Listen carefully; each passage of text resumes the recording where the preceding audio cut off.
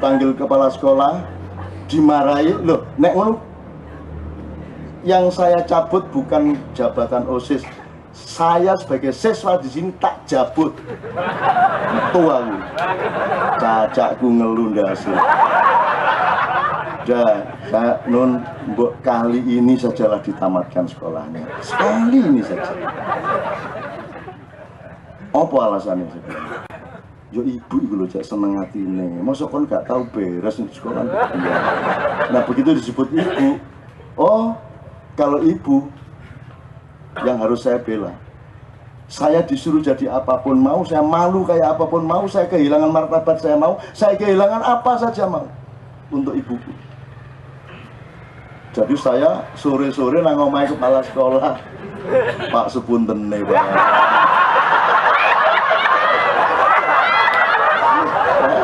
Gitu Mas.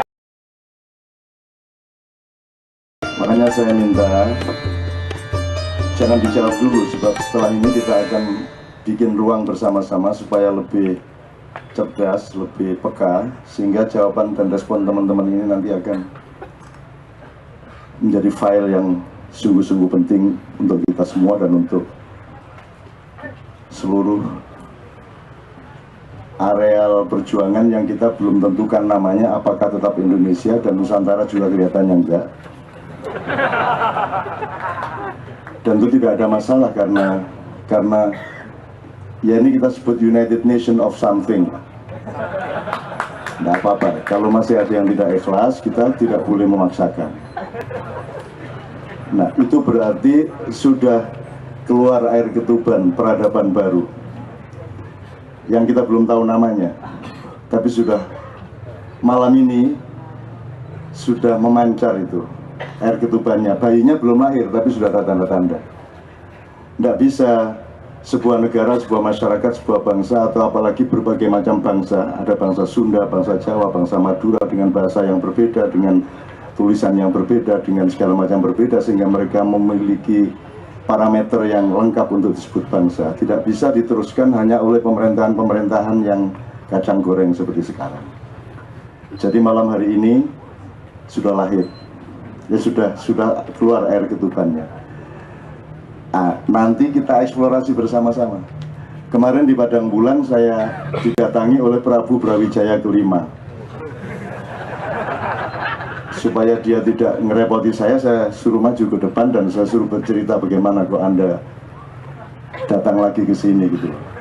Tak pikir gede besar kok Anda kok kurus, saya bilang gitu. Kalau dia ternyata bukan Brawijaya kelima melainkan Raden Wijaya, jadi dia Brawijaya ke-1. Nah, saking cintanya kita semua kepada seluruh bangsa-bangsa yang melahirkan kita itu, maka ternyata jumlah orang-orang yang mencintai dan mencari solusi atas masalah-masalahnya sangat banyak. Dan malam hari ini ada dari apa jenis ada Trifalak Tunggal Listrik ya, dan seterusnya. Nah, terus ada teman-teman dari organisasi pemuda, ada Mas Nanang, itu semua saya kira harus kita eksplorasi sampai pagi. Jadi kalau pamit sebelum jam 3 itu tidak usah ngomong lagi udah. Apa sampai jam 3 agak kuat kan ngomong agak tentang Ronggo Warsito sapi kerute, kok dilingkas pamit tak tutup nggak senu kan. Terus kadung kok buka kartune, ayo dijebolno sing mesisan gitu ya. Jadi ini sudah lahir teman-teman sekalian. Menurut saya sudah ada tanda-tanda kelahiran. Bukan hanya negara baru, bukan hanya satuan atau formula baru, tapi peradaban baru sudah lahir, karena semua yang dikatakan tadi sudah membuktikan bahwa apa yang selama ini kita anggap baku dan denotatif ternyata semuanya batal. Kita sudah, kata negara sudah batal, ya toh? Rumah tangga sama keluarga nggak ngerti bedanya. Kelihatannya bernama presiden tapi fungsinya bukan presiden, tempatnya bukan tempat presiden. Jadi semua batal. Apalagi orang sekarang tidak mengerti batal dan tidak bedanya apa. Itu teman-teman sekalian. Jadi saya kira ini harus kita eksplorasi. Batal dan tidak nggak ngerti itu maksudnya gini. Kalau Anda ngomong hukum dengan pasal-pasal, pencopet sama koruptor pasti berbeda hukumannya. Tapi kalau Anda ngomong konstitusi, itu dia lebih tinggi, dia lebih mendasar, lebih mengakar, bahkan nanti sampai ke tingkat filosofi dan nurani. Itu sudah tidak memerlukan perbedaan antara pencopet dengan koruptor. Jadi ibaratnya sholat. Sholat itu imamnya keceret, cowot gitu. Upamane ya. Upamane. Itu kira-kira sholatnya batal semua enggak? Batal. Keceret tuh sampai nang sarungnya gini. Upamanya ya. Tapi di masjid sebelah enggak sampai keceret, cuman kentut sedikit sekali. Ya gitu dong, enggak ada yang dengar. Dia sendiri enggak dengar, apalagi makmumnya, tapi malaikat dengar. Batal enggak? Batal. Kan gitu. Jadi dalam nurani, dalam prinsip keadilan tidak ada bedanya kamu ngutil tak ngerampok. Itu prinsip dasar dari moral, itu yang dari Ronggo Warsito. Saya pernah ngutil, bukan ngutil, saya itu pernah ada barang di toko, saya sama Sabrang ketika dia masih 4 tahun atau 5 tahun, saya ambil barang sing wis gak ganggu. Terus kotak opong lho, tak jupuk, tak lus-lus ngene iki sambil jalan ngeliat-liat barang yang akan dibeli oleh anak saya, si Noe. Terus Noe bilang, ya nggak boleh itu. Dia manggil saya papa. Papa gedang. Nggak boleh loh, Yodi kan sudah nggak ada gunanya. Lo nggak bisa, dia bilang, sama aja. Mau ngambil tokonya apa ngambil barang kecil sama aja nilainya, kata Sabrang begitu. Nah, Mahkamah Konstitusi itu harus bersikap seperti itu. Nah, kalau enggak, jangan bilang Mahkamah Konstitusi. Kalau Mahkamah Konstitusi itu biar jembret, keceret, atau kentut, gitu dong. Itu sama. Jadi kalau ada suara tidak sah satu saja, berarti batal seluruhnya. Itu loh, tempat. Jadi, kalau ada Prabowo 0 sebuah daerah, batal. Kalau ada Prabowo 0 dan ada Jokowi 0 juga, lebih batal lagi. Sekarang enggak, karena ada Prabowo 0, Jokowi juga 0 ada, lupa 2 kok. Malah jadi, malah gitu. Ya, iki. Tapi enggak apa-apa, wong semuanya sudah salah ya Mas ya. Semua sudah salah. Jadi ini semua sudah batal. Jadi Nusantara ini kita minta maaf ini untuk memancing. Kalau tidak ada judul ini, teman kita dari Bandung tadi pasti tidak akan mengungkapkan aspirasinya. Ini memancing. Seberapa ini sengaja atau tidak sengaja ini memancing seberapa benci orang lain kepada orang Jawa. Dan ternyata lumayan. Terus seberapa benci, seberapa cinta orang kepada bangsa kita yang bermacam-macam ini, sampai bahasanya pun dia tidak terima kok. United Nation itu apa? Nah, kan gitu tadi kan. Lumayan kan, jadi sukses ini KC ini memancing fakta-fakta dari isi hati semua jamaah. Gitu. United Nation itu tidak disebut persatuan bangsa-bangsa karena United Nation itu untuk memudahkan idiom bahwa selama ini yang disebut kalau Amerika United States of, tapi kalau PBB kan United Nation, persatuan bangsa-bangsa lagi. Ini ada semacam pendapat bahwa Indonesia itu bukan sebuah bangsa tapi kumpulan dari bangsa-bangsa, kira-kira gitu. Dari Nganjuk ya, siapa Mas Wardi. Su'uban wa qabaila itu tidak berarti suku-suku dan kabilah-kabilah. Itu kan terjemahan Depak. Depak itu juga sudah batal, ngisingin lemen. Jadi itu sebenarnya satuan. Jadi Allah itu menciptakan satuan-satuan. Itu bisa parpol, bisa jenis orang. Iki podo, iki arek nangisan dadi siji. Arek gak isinan dadi siji. Itu kan su'ub juga itu, su'uban juga. Jadi itu ya antropologi bisa, sosiologi bisa, psikologi bisa, macam-macam. Jadi itu tidak terbatas. Jadi itu bukan suku-suku, karena kata suku itu juga relatif. Dia hanya sebuah kelahiran dari ilmu dan kebudayaan. Dia tidak baku sebenarnya secara kemanusiaan. Itu istilah yang sama dengan oh ini kertas gitu, sama-sama kita sepakati. Nah upama biyen oh iki asbak ya kene nyebut asbak. Jadi itu sebuah kesepakatan aja. Jadi teman-teman sekalian, saya kira teman-teman akan merespon ini nanti secara khusyuk, dan ini sudah lahir Saya kira kok lebih serius ini 10 kali lipat dibanding Sumpah Pemuda. Betul enggak? Jadi apa yang Anda kemukakan itu 90% yang saya dengar benar semua. Cuman saya ingatkan satu hal. Siapa yang kuliah hukum di sini? Tolong dari jamaah, jangan dari depan. Hendra sini, Hendra. Saya ingatkan supaya kita ngerti posisinya, supaya saya tidak disuruh untuk bikin penandatanganan pergantian nama negara terus ke MPR. Tolong mikrofonnya. Tolong Hendra jelaskan kewajiban dan hak itu gimana prinsip dasarnya.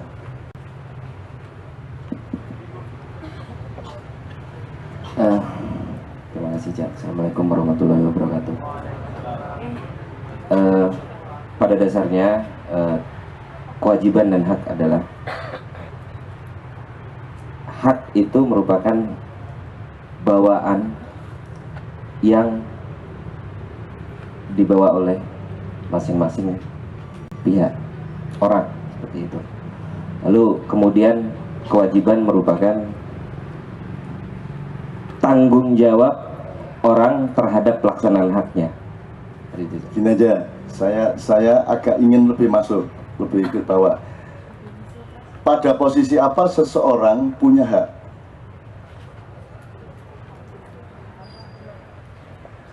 Orang memiliki hak ketika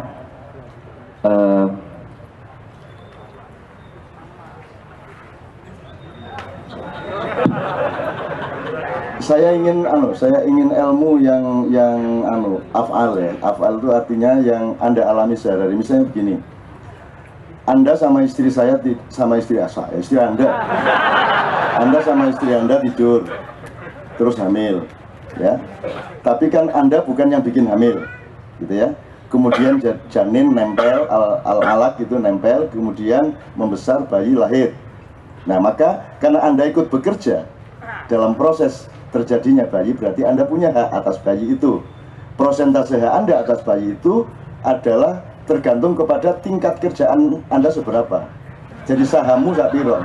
Kono ngilang-ngene tok njaluk hak gede. Nah, siapakah yang menyemaikan padi? Siapakah yang memuaikan janin menjadi bayi? Ibunya kah, bapaknya kah? Oke. Kalau Anda hitung haknya Allah atas bayi yang lahir dengan dibanding haknya ibu dan bapaknya, berapa persen kali berapa persen? Itu maksud saya, Hendra. Loh, kita akan aku menengah. Kira-kira 10-90, 80-20, kira-kira. Atau 5-95, atau 1-99. Tapi jelas ngerti maksudnya hak. Oke. Nah, si anak karena dia produk dari pekerjaan pihak lain, yaitu Tuhan, malaikat, bapak, ibu, dan seterusnya, maka dia punya kewajiban atas orang yang berjasa atas bayi itu, betul enggak? Nah, sama dengan Tuhan berhak nyuruh Anda sholat karena dia yang bikin Anda. Dia yang bikin tanganmu disuruh gini, ya dia berhak. Ibarat Anda harus bayar pajak ke dia. Jadi haknya seseorang adalah kewajiban orang yang lain. Jadi keterkaitan saham sebenarnya. Nah, sampai sini ada respon nggak? Anda sebagai pengacara, benar nggak itu tadi? Kalau dalam perusahaan, siapa yang berhak bikin policy? Yang berhak bikin policy adalah manajemen, dalam hal ini diwakili oleh BOD. Oleh? Perusahaan BOD. Apa itu? Direktur, Board of Director. Board of Director. Loh, kalau ownernya? Ownernya menyerahkan kuasanya kepada. Tapi pada hakikatnya yang punya hak. Yang punya hak, yang owner, pemilik. Nah, bahwa dia mendelegasikan haknya kepada sebuah kelompok, itu lain masalah. Sama dengan Allah punya hak penuh, tapi dia mengkhalifahkan haknya kepada manusia. Ini prinsip hak dan kewajiban. Oke ya, ini nggak perlu lebih panjang lagi, jelas ya. Sekarang saya tanya, saya punya kewajiban apa sama Anda?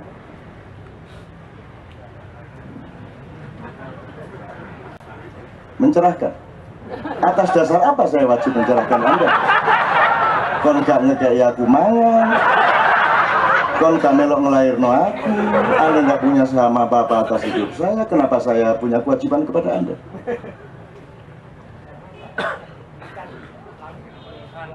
Karena saya yang diberi atas bukti yang mana bahwa saya yang diberi hidayah terus lainnya tidak. Lu keyakinan tidak bisa melahirkan hak dan kewajiban, hanya harus fakta. Sekarang saya tanya lagi, kewajiban saya kepada Anda apa? Upomaku di omah turu katil apa kan? Saya nggak punya hak, saya nggak punya kewajiban apa-apa. Anda juga nggak punya hak atas kepada saya. Saya pun tidak punya hak atas Anda dan Anda juga tidak punya hak atas saya, kan gitu posisi kita, jelas. Jadi kalau kita sekarang bertemu dan bekerja bersama-sama, merumuskan banyak hal, mencita-citakan masa depan, apa yang terjadi sebenarnya? Itu hak kewajiban ataukah itu sedekah? Anda bersedekah dengan datang, saya bersedekah dengan datang. Anda bersedekah mendengarkan, saya bersedekah berbicara. Sebaliknya saya juga bersedekah mendengarkan, Anda bersedekah berbicara. Tapi ingat ya, ini sedekah. Jadi saya sama Anda tidak punya kewajiban apa-apa. Anda sama saya tidak punya kewajiban apa-apa. Bahkan kalau Anda melihat kumpulan seperti ini, kan saya tanya sekarang, kalau kita cari aja sifat-sifat dasar, apakah di KC ada pendidikan politik? Nggak ada. Ada enggak? Sangat merupakan pendidikan politik setahu saya. Wong kita ngomong demokrasi, ngomong segala macam, betul enggak? Ya. Siapa yang sebenarnya di negara ini berkewajiban untuk melaksanakan pendidikan politik? Partai politik, Depdagri, dan seterusnya. Apakah yang berkewajiban menjalankan kewajibannya? Tidak. Sementara yang tidak berkewajiban menjalankan kewajiban orang lain itu, berarti sedekahnya kuadrat. Jelas ya? Apakah ini pengajian agama? Sangat pengajian. Apakah ulama-ulama membuat pengajian kepada orang yang memang butuh pengajian? Ataukah mereka pengajian hanya kepada orang yang sudah ngerti Quran, sudah pakai peci? Kan mereka pengajiannya gitu. Menyuruh sholat orang yang sudah sholat tiap hari, itu enggak? Menyuruh haji orang yang sudah haji. Sama dengan Golkar atau P3 atau Demokrat, kampanye di depan orang Demokrat, di depan orang Golkar, di depan podo. Lalu apa kan kampanye nang anggotamu dulu? Mengurus anggotamu. Mestinya Demokrat kampanye di depan anggota PKB. Dan partai-partai betul enggak? Itu namanya kampanye. Kalau kamu kampanye di depan orang yang sudah menjadi bagian dari kamu, itu jenenge ngeroco. Maju mundur kuna aku nutok. Sabun laris. Sing guyu sing bendino iki. Sing gak guyu sedina ping 3. Jelas ya? Oke. Jadi apa lagi, Mas? KC ini, seluruh maknya di seluruh Indonesia. Pendidikan politik, iya. Pendidikan agama, iya. Spiritualitas, iya. Budaya, iya. Kesenian, iya. Teknologi, iya. Hukum, iya. Semuanya, seluruh universitas ada di sini. Apakah forum KC punya kewajiban kepada Anda dan bangsa Indonesia untuk melakukan itu? Tidak, tapi mereka melakukannya lebih intensif dibanding yang dibayar-bayar. Anda kuliah di UI bayar semester 1 sekian, dikasih kuliah 1 jam 2 jam. Kamu kesini ndak membayar, dikasih kuliah intensif 2-3 kali kuliah cukup untuk senyum-senyum di kantor masing-masing. Betul enggak? Udah punya kesaktian, nggak bisa dihapusi orang, dan hatinya tenang, dewasa, tahu ambil jarak, tahu mulur mungkret, memahami apa-apa, komprehensif, kan begitu. Anda menjadi tangguh hatinya, tangguh mentalnya, pikirannya kaya, kan begitu. Tanpa bayar. Jadi apa namanya itu? Sedekah. Oke. Jadi di sini terjadi 3 lapis sedekah. 4 sih sebenarnya. Saya sedekah sama teman-teman yang menyelenggarakan KC. Teman-teman yang menyelenggarakan KC sedekah kepada Anda. Gitu? Nah, Anda sedekah kepada siapa? Saya tanya sekarang, apakah KC punya kewajiban atas yang sekarang disebut Indonesia itu? Kan nggak ada kewajiban apa-apa. Sebenarnya yang harus berterima kasih siapa? KC, Maia kepada Indonesia, ataukah Indonesia harus bayar pajak kepada kita? 6 abad Jawa dan Sunda sama sekali belum beres. Masih ada dendam yang sangat mendalam. Berarti ya, ini sebelum kita, Anda harus mengumpulkan lebih banyak lagi. Itu harus kita, itu fakta kita, dan itu bukan kita benci, bukan kita kritik. Saya nggak akan kritik siapa-siapa. Yuk kalau gitu mau bagaimana sekarang? Yuk kita berunding. Karena peradaban yang sudah air kawahnya sudah menetes dan sudah melimpah ini harus kita putuskan formulasinya pelan-pelan. Dan malam hari ini jelas sekali formulasi masa depan itu ada di KC dan Maia. Anda sudah mikirin semuanya. Wis ono pelange barang iku Mang, wis ono gambar-gambar golek.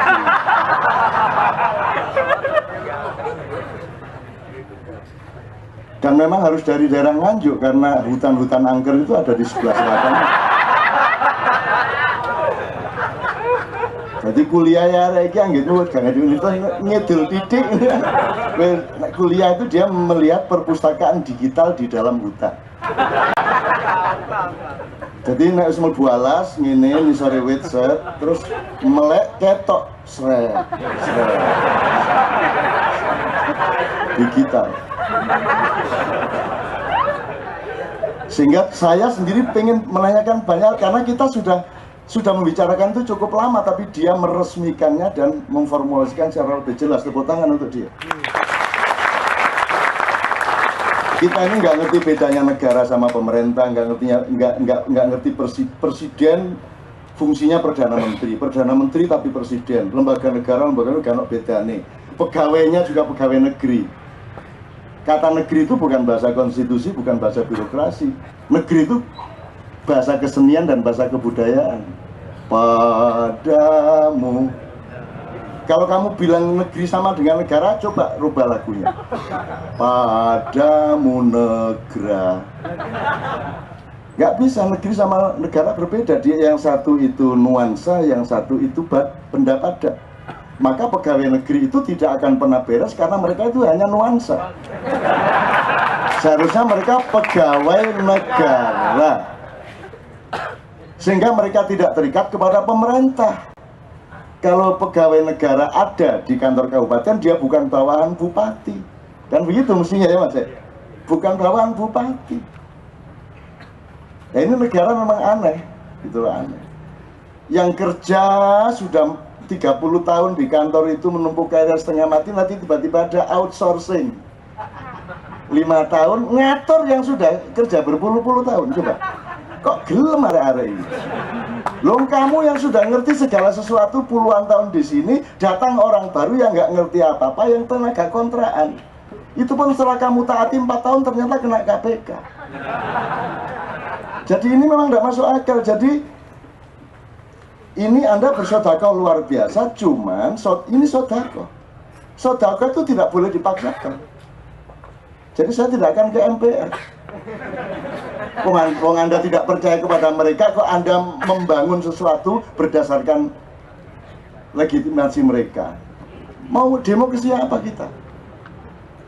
Yang kita demo adalah orang yang memang bisa kita percaya untuk merubah. Siapa sih yang kok demo? Nggak ada. Wong mereka semua tidak ingin ada perubahan kok. Yang ingin perubahan Anda kok. Ya demo nang awakmu dhewe. Jadi ini sodako, kalau mau dipakai monggo, nggak dipakai mati yo. Begitu, nggak ada masalah. Saya juga tidak punya possessiveness apa-apa, teman sekalian mau kalau Indonesia pasti tidak. Dan sejak pemilihan presiden saya sudah tidak pernah menyebut kata itu di dalam tulisan saya. Jadi kalau saya ditanya, Cak Nun orang Indonesia, saya penduduk tempat yang sekarang disebut Indonesia. Tapi kalau negara Indonesia saya nggak ngakuin. Tuh, makar. Lu gak makar, aku gak ngakoni kok. Lu urusan hati saya dan pikiran saya kok. Loh, ada soto kata kamu enak, kata saya enggak enak, lah sakarepku. Saya kan enggak melanggar apa-apa. Wong itu pikiran saya kok. Dan saya juga tidak melakukan kriminalitas, tidak melakukan apa-apa kok. Saya jadi penduduk yang sangat taat, sangat baik. Kalau ditilang polisi tak sentak, mulai. Pilpres harus ngerepoti, polisi ini ngerepoti, minggir. Gue.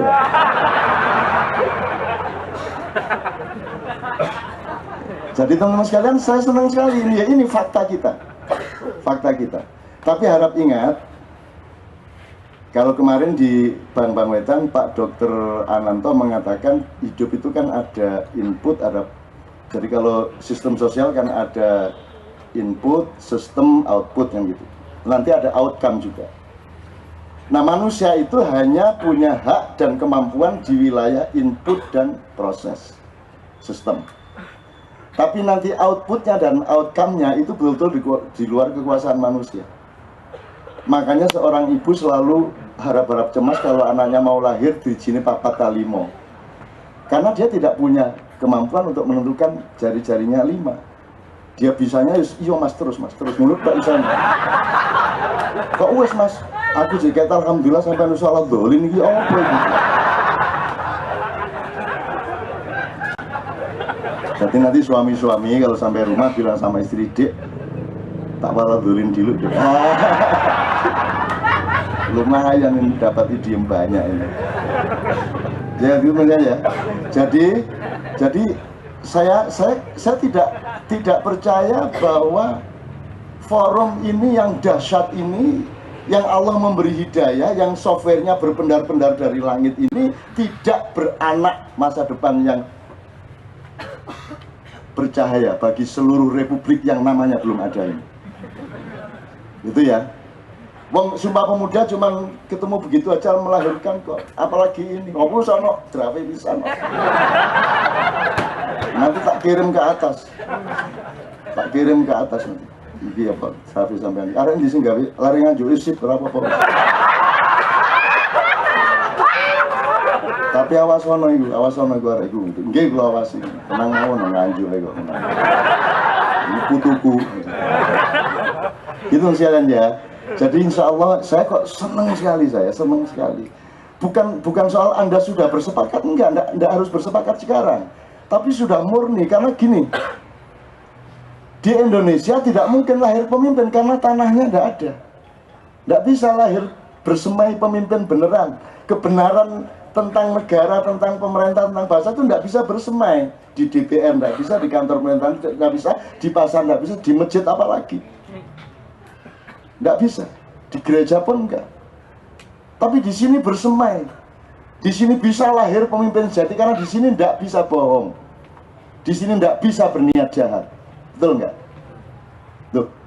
Ngapain Anda jauh-jauh datang dari Depok, dari Kerawang, dari mana ke sini duduk sampai jam 3 itu kalau bukan orang suci siapa lagi? Betul nggak? Kalau tidak benar-benar hatinya itu oleh Allah memang dihimpun untuk menjadi infrastruktur dari masa depan seluruh yang sekarang disebut Indonesia atau diusulkan Nusantara dan tidak disetujui itu. Tapi kan Anda orang-orang yang memang dibimbing. Jadi saya tanya sama Anda untuk sementara sebelum kita berdiri bersama. Ini seluruhnya ini kita butuh soft research atau hard research atau total research. Nah, soft research yang nanti sama aja, aplikasinya sama, OS-nya sama, kan gitu. Kalau soft research, hard research pun masih sama. Ternyata kan hard disk harus banyak yang damage gitu ya. Jadi ternyata mah harus total research gitu. Total research. Nah, total research tolong nanti Anda rumuskan. Berarti diganti KB. Gitu. Operating sistemnya diganti, Intel diganti Oppo gitu. Terus gak karu-karuan gitu. Nah, tapi itu juga enggak apa-apa. Tadi sini apa Anda makar dengan ngomong ini? Enggak apa-apa. Mudah-mudahan semua pemimpin di atas mendengar omongan Anda di sini. Kalau macam-macam aku saya ngadepi. Gak masalah. Ini bagus, ini suci. Ini suci karena Anda sungguhan ngomong ini. Nah, teman-teman sekalian, maka mari kita berdiskusi sampai jam 3 nanti dengan teman-teman kita ini. kelompok-kelompok muda ya kritikin kamu nggak masalah, nggak masalah. Karena untuk mendapatkan emas Anda harus kerasan sama kerikilnya dulu. Nggak bisa Anda cari emas ke tambang terus ambil emas, itu nggak bisa. Ya kudu wah dijualai kerikile, harus ketemu bongkahan tanah, itu semua proses untuk mendapatkan emas. Jadi banyak organisasi-organisasi yang sifatnya kerikil dan bongkahan tanah. Tapi kalau Anda bersabar sama mereka akan muncul emas dari mereka. Gitu loh. Yang Anda kritik tadi kan, wah biyen zaman jadi tokoh mahasiswa gini, saiki akhirnya ya penindas. Loh itulah sing penindas. Yang tidak penindas banyak dan mereka tidak ikut kekuasaan. Jangan lupa itu. Ada yang bertani, ada yang dulu menjadi penulis sangat bagus, sangat populer di salah satu majalah utama di Indonesia selama puluhan tahun. Akhirnya karena putus asa sama seluruh keadaan, akhirnya DE kuliner maknyus dah. Terus timbangannya taek ini maknyus saya terus. Jangan lupa dia bukan orang makanan. Orang itu dulu kolumnis nomor 1 Tempo zaman tahun 70-an 80-an, dan dia pinter, dia ngerti macam-macam, tapi didelok anjane brongkalan kabeh. Ya wis tak kei badokan ae sampeyan gitu. Tolong dipelajari itu. Jadi jangan dipikir beliau itu nggak ngerti apa-apa, ngertinya makanan. Gitu loh. Jadi itu banyak orang yang tidak Anda kata, dan tidak mungkin pemimpin sejati masuk televisi yang bener aja. Nggak mungkin kebenaran seperti ini terus diwawancarai oleh Najwa, ya nggak mungkin. Nggak mungkin lah. Meskipun setelah saya ngomong gini terus mereka ingin membantah dengan mengundang dia juga bisa. Supaya ternyata Cak Nun salah kok, buktinya Najwa begitu kan. Tapi kalau normal ya nggak mungkin. Opo Kick Andy terus memanggil ini, gimana Ronggo Warsito wajahnya? Jadi kebenaran tidak laku di tanah yang luas mainstream ini, tidak laku kebenaran, kebaikan, kesucian, keindahan tidak laku, tidak ada yang indah, semua diindah-indahkan tapi tidak ada yang indah. Nah, pemalsuan yang terjadi, pemalsuan itu bahasa modernnya pencitraan. Tapi pemalsuan toh, dari A menjadi A plus, sudah dari B, sudah dari C, kan begitu. Nah di sini tidak ada pencitraan. Pencitraan opo nih, di, woi gini yang pironya, woi gini. Tidak ada pencitraan sama sekali. Di Padang Bulan di Jombang lebih parah lagi. Tidak ada apa-apanya, pengajian orang lumpuh menutup, tidak ada hiasan sedikit pun. Dan kita kesini tidak berhias-hias, kita di sini justru kita membuka jiwa kita selebar-lebarnya, setulus-tulusnya. Dan saya tidak yakin, saya tidak percaya kalau ketulusan dan kesucian Anda itu tidak dilahirkan oleh Tuhan menjadi kejayaan masa depan bangsamu. Amin ya rabbal alamin. Untuk itu teman-teman sekalian, sekarang kita kembali ke dalam diri Anda, ke dalam diri kita masing-masing. Jadi seluruh perolehan Anda di alam peristiwa, diskusi segala macam itu kemudian tetap harus Anda sublimasikan, harus Anda endapkan supaya nanti dia otentik menjadi milik Anda ketika sudah menemukan kebenaran dari seluruh yang dibicarakan. Pertama-tama begini, saya berdoa, tetapi doa itu sebenarnya keyakinan saya bahwa tidak mungkin Tuhan itu menciptakan jodoh-jodoh. Tidak ada yang tidak berjodoh. Kalau Anda berbuat baik, jodohnya Anda dapat berkah. Kalau Anda zalim, jodohnya Anda kena azab. Jadi kalau jangan gampang melakukan keburukan karena nanti Anda akan ketemu jodohnya. Anda juga jangan sombong, jangan merasa menang, jangan merasa sudah beres, karena setiap yang Anda alami setiap hari nanti akan ketemu jodohnya. Ada yang jodohnya ketemu seminggu, ada yang sebulan, ada setahun. Jadi mari kita detail terhadap setiap yang kita lakukan ini, karena dia akan berjodoh. Sekedar Anda ngasih tambahan tukang parkir 200 perak, itu nanti akan ada jodohnya. Begitu juga Anda menyakiti orang dikit aja, nanti ada jodohnya. Jodoh itu perimbangan. Kalau di Quran ada wa may ya'mal mithqala dzarratin khairan yarah wa may ya'mal mithqala dzarratin syarran yarah. Kalau di Jawa ada ngunduh woing pakarti atau jer basuki mau beo. Saya yakin di setiap bangsa ada, bangsa Madura punya, bangsa Sunda punya, bangsa Minang punya, bangsa Aceh punya. Saya tidak tahu bahasa-bahasa yang lain, tapi pasti. Jadi malam ini, kalau dalam bahasa Jawa tadi kan Jerbasuki Mawobeo. Sebenarnya peristiwanya terbalik. Mawobeo Jerbasuki. Anda sekarang ini sudah membayar kepada Allah, kepada masa depan, dan kepada anak cucu kita. Membayarkan dengan thariqat, membayar dengan keikhlasan. Anda jauh-jauh datang ke sini, merindukan sesuatu bersama-sama, dan kerinduan itu kepada sesuatu yang sama sebenarnya. Dan Anda membiayainya dengan uang, membiayainya dengan tenaga, membiayainya dengan keikhlasan. Itu Anda berarti Anda melakukan mawobeo. Beo, ada biayanya. Jadi nanti Anda dipastikan oleh hukum Allah, Anda akan ketemu jodoh dari pengorbanan Anda, dan thariqat Anda itu berupa kebaikan-kebaikan, kemudahan-kemudahan. Jadi kalau praktisnya saya itu sangat yakin pengorbanan Anda setiap bulan sampai pagi hari seperti ini nanti akan menambah kemudahan hidup Anda. Lahir batin, artinya hati sehancur apapun mudah sembuh gitu. Masalah separah apapun cepat dikasih solusi oleh Allah. Baik masalah pribadi, keluarga, bisnis, atau apapun saja, Anda akan mendapat kemudahan-kemudahan. Dan semakin Anda ikhlas dan tidak minta apa-apa, cuman jangan minta kemudahan. Jangan saya datang ke KC supaya mudah hidup saya, enggak usah gitu. Datang ke KC gitu aja, saya ikhlas gitu aja. Jadi tarik becak, genjot aja, tidak usah mudah-mudahan nanti saya dibayar, pasti dibayar. Itu enggak usah cari duit. Cari duitnya ketika transaksi. Pak, ke stasiun berapa, 3.000 ya 2.500 lah. Asal dilihat-lihat dulu, jangan tukang becak Madura. Untuk sampai ngenyang seket, diangkut sama dia tapi dikenek ngene-ngene. Pak, hati-hati Pak. Sampean bayar seket, jaluk selamat.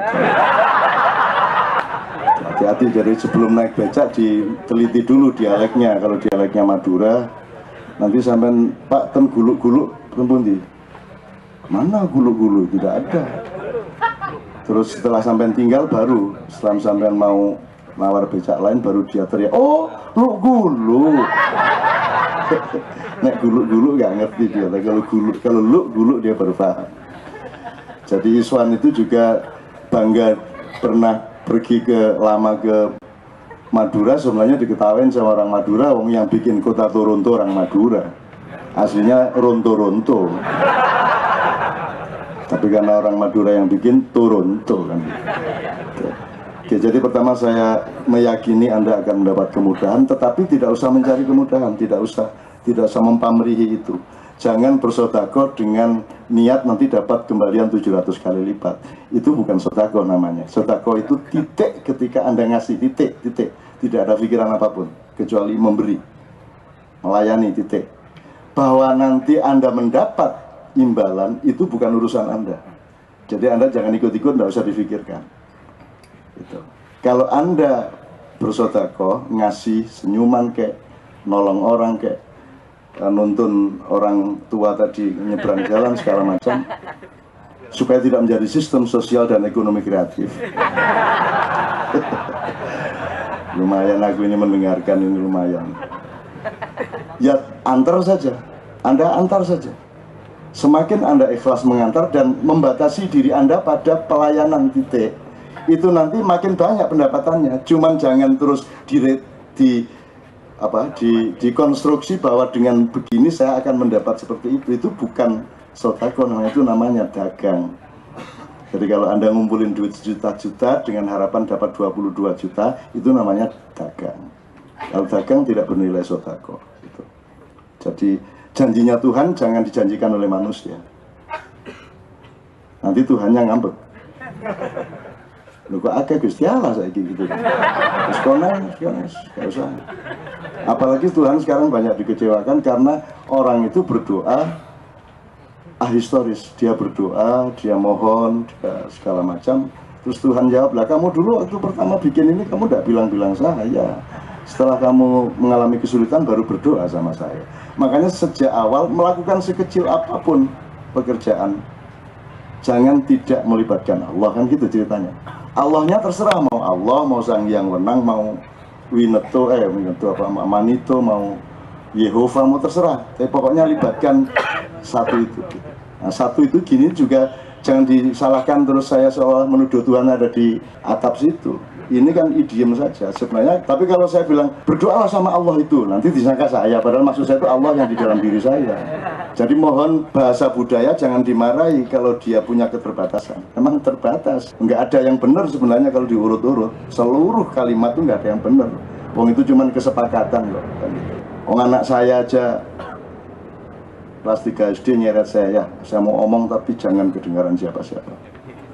Mau boy sini toh, aku diseret ke pojok.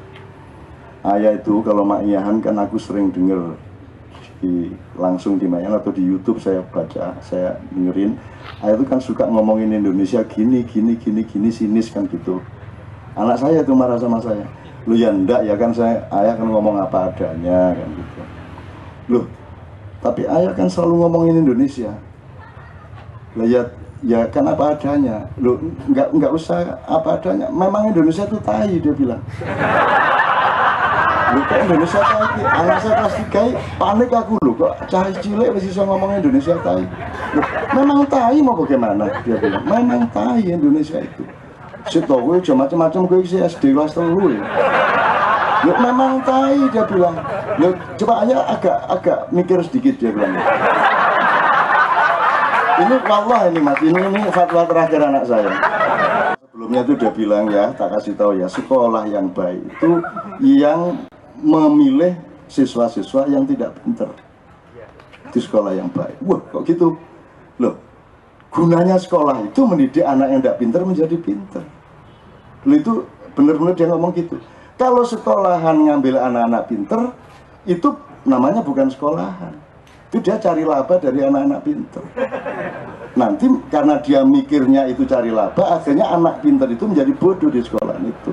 Itu kan gawat ini, anak kelas 3 SD menyimpulkan begitu, bangun tidur gitu loh.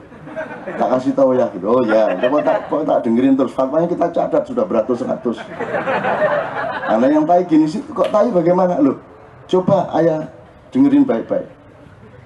Indonesia kan kita sebut tanah air Indonesia. Singkatannya mata aku. Ya wes. Nah, terus dia lega, terus dia tinggalkan saya.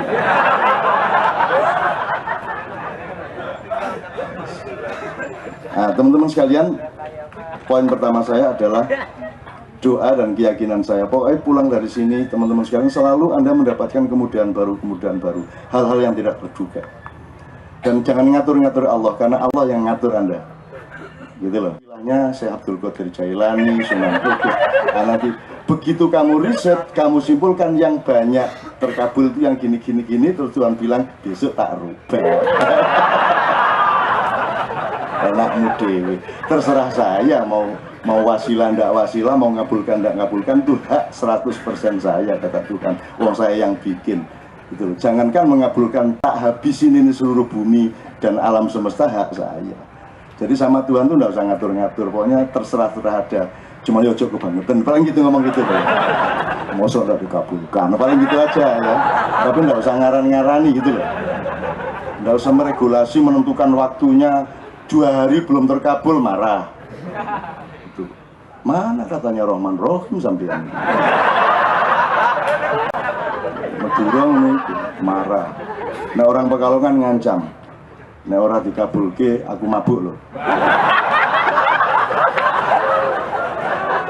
Terus angel ini manusia. Akhirnya Gusti Allah kadang-kadang panik. Ya tak boleh. Oke teman sekalian, mudah-mudahan kesegaran ini juga membuka pori-pori pikiran Anda. Adrenalin Anda tumbuh, energi Anda berkembang. Yang selama ini energi Anda itu dibunuh oleh kerating, deng, oleh suplemen, dan segala macam, sekarang muncul kembali. Energi hidup Anda. Saya ini, nyuwun sewu teman sekalian, saya tadi baru ingat, saya ini sudah 42 tahun forum kayak gini. Saya mulai tahun 72. Dan saya ingat yang pertama itu di kampung di Jogja, di belakang Jalan Mangkubumi itu ada, di pinggir sungai itu namanya Kampung Jogoyudan. Di situ saya pertama ketemu rakyat itu. Dan itu saya lakukan terus menerus sampai jumlahnya Kalau saya sendiri sudah puluhan ribu, kalau sama Kiai Ngajeng 3.800 berapa gitu. Dan yang saya syukuri bukan rekornya, yang saya syukuri adalah saya tidak pernah menagih apa-apa. Alhamdulillah. Saya tidak pernah berharap apa-apa, saya tidak pernah menuntut apa-apa. Saya tidak pernah terus mencita-citakan karena saya belusuan, terus saya akan menjadi ini, gitu. Enggak, saya enggak minta. Saya tidak minta apa-apa ke yang disebut Indonesia ini, kepada masyarakat tidak minta. Saya tidak pernah transaksi. Saya tidak pernah, pokoknya saya nikmati. Karena saya tahu hidup itu adalah, kalau saya sama tempe, maka yang paling enak tempe, gitu saya. Yang bikin tempe tidak enak adalah makan tempe mbayang nosok buntut. Goblokmu dewe. Terus tempe gak enak, sok buntutnya gak oleh. Benar gak Mas? Nah orang tuh gitu, dapat duit cuman 100.000, dia merasa kurang puas karena pikirannya 1 juta. Loh kalau 100.000 ya 100.000 itu yang nikmat. Detik itu gitu loh, bahwa nanti kamu punya cita-cita, enggak apa-apa, cita-cita ditunda. Pas makan tempe itu jangan bercita-cita. Makan tempe itu menghayati tempe, menikmati tempe. Makanya para mubalik, orang-orang yang menasihati masyarakat, jangan ngajak berbuat baik. Ini supaya dipotong di YouTube terus nanti saya dimarahi. MH.2 jangan mengajak orang berbuat baik, titik. Ya tak biarin aja biar di YouTube kan. Maksud saya, pengajian itu bikin workshop, pengalaman, memasukkan orang ke dalam cerita-cerita, kisah-kisah yang menggambarkan betapa nikmatnya berbuat baik. Kalau Anda nyuruh berbuat baik toh, ya ndak enak berbuat baik. Saya enak aku nyolong, nuroni bojone wong. Kan jadi orang dididik untuk puzzling antara kebaikan dengan kenikmatan. Selama ini kan orang nggak punya duit tidak nikmat, punya duit nikmat. Itu puzzle-puzzle yang tidak bermutu. Bahkan penderitaan pun Anda menemukan nikmatnya, dan Anda potensial untuk menemukan nikmatnya penderitaan. Lihat anak-anak yang ditinggal pacarnya, dipelihara patah hatinya itu, didengerin di kamar lagu kenangannya, gitu. Terus barang yang masih kebawa oleh dia dilus-lus, dinikmati gitu. Karena orang punya potensi untuk menikmati penderitaan, dan penderitaan itu tidak negatif. Penderitaan itu Anda perlukan. Tidak ada bayi lahir tanpa penderitaan ibunya. Dan jangan sebut penderitaan itu penderitaan.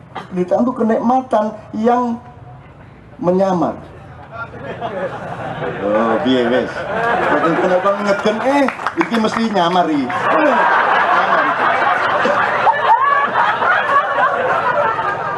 Harus ngelahirin anak, wah ini nyamar ini gitu nanti. Kalau Anda punya pikiran begitu, sakit menjadi sekunder. Benar nggak? Sudah Anda lihat. Jadi semua itu tergantung takdir yang kamu set up dari pikiranmu sendiri, karena Anda punya hak mentakdirkan dirimu sekian persen. Selebihnya Allah punya, tapi Anda dipinjamin sedikit. Wis nek gak percaya, gini ya, aku zaman cilik ku ngene iki. Ambune ya apa, Mas? Ya? Tapi saya waktu SD kelas 5, karena saya sudah pergi dari rumah, saya mulai masuk kuburan, mulai tidur di sungai, mulai ndak itu. Jadi gelandangan di gerbong-gerbong yang udah nggak kepake. Saya akhirnya nganggur gitu kan, ngene dulu kan. Anggutai. Kesadaran pertama adalah oh alah menungso iki diwolak-walik jane ya mek taek kan gitu kan. Tapi lama-lama saya punya pikiran di atasnya. Bisa nggak saya bikin tidak berbau busuk? Ternyata bisa. Setelah sekian kali tidak busuk. Nah, nggak busuk dia. Sekian kali wangi. Wangi, Mas. Nah, sekarang tolong pahami peristiwa dalam kehidupan. Itu wangi tidak dianya itu berbau wangi, tapi hidung saya, jiwa saya, pikiran saya mampu menciptakan sebuah pertemuan meskipun dengan kebusukan dia terasa wangi. Jadi itu kemampuan psikologimu, kemampuan mentalmu. Kalau kamu menderita, ya apa, gitu terus ya, kamu akan akrab sama penderitaan, gitu loh, Mas ya. Jadi saya kembalikan, saya 42 tahun seperti ini dan saya tidak pernah meminta apa-apa, dan memang saya tidak mendapatkan apa-apa. Kalau yang disebut mendapatkan itu, nanti saya jadi tokoh masyarakat, saya jadi kiai, saya jadi calon presiden, saya jadi populer, semua tidak saya dapatkan. Dan alhamdulillah, karena saya memang tidak pernah berdoa seperti itu, saya tidak mendapatkan apa-apa. Tapi tidak mendapatkan itu lebih membuat saya bangga daripada saya mendapatkannya. Loh, kalau saya puasa dapat hari raya, apa anehnya? Tapi kalau puasa aku pelihara sepanjang hidupku, dan aku serahkan, tolong hari raya yang simpan dulu ya Allah. Awas dulu kalau kasih, simpan dulu. Aku masih kuat berpuasa sampai berapa ratus tahun pun aku masih kuat berpuasa. Ujilah aku, aku. Gitu. Akhirnya gak riyo temen aja. Loh, apa gunanya bercita-cita terus tercapai terus bangga? Loh, enggak. Saya tuh tidak pernah mencapai apa-apa melalui cita-cita. Saya tuh menikmati kalau saya tidak pengen apa-apa, Tuhan menengkai, gitu loh. Nggak berusaha, nggak bekerja. Saya nggak pernah ingin mendapatkan itu.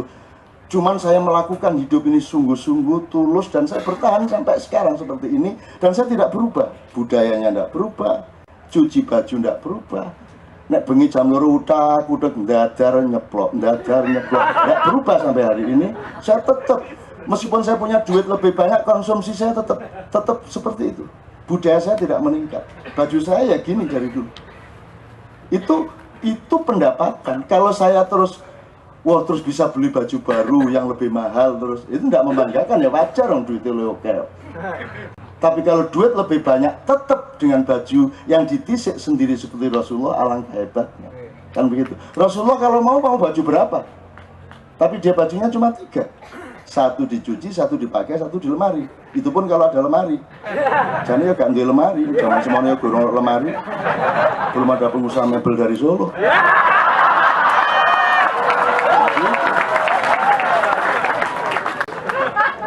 Kalau Muhammad mau, dia mau baju berapa?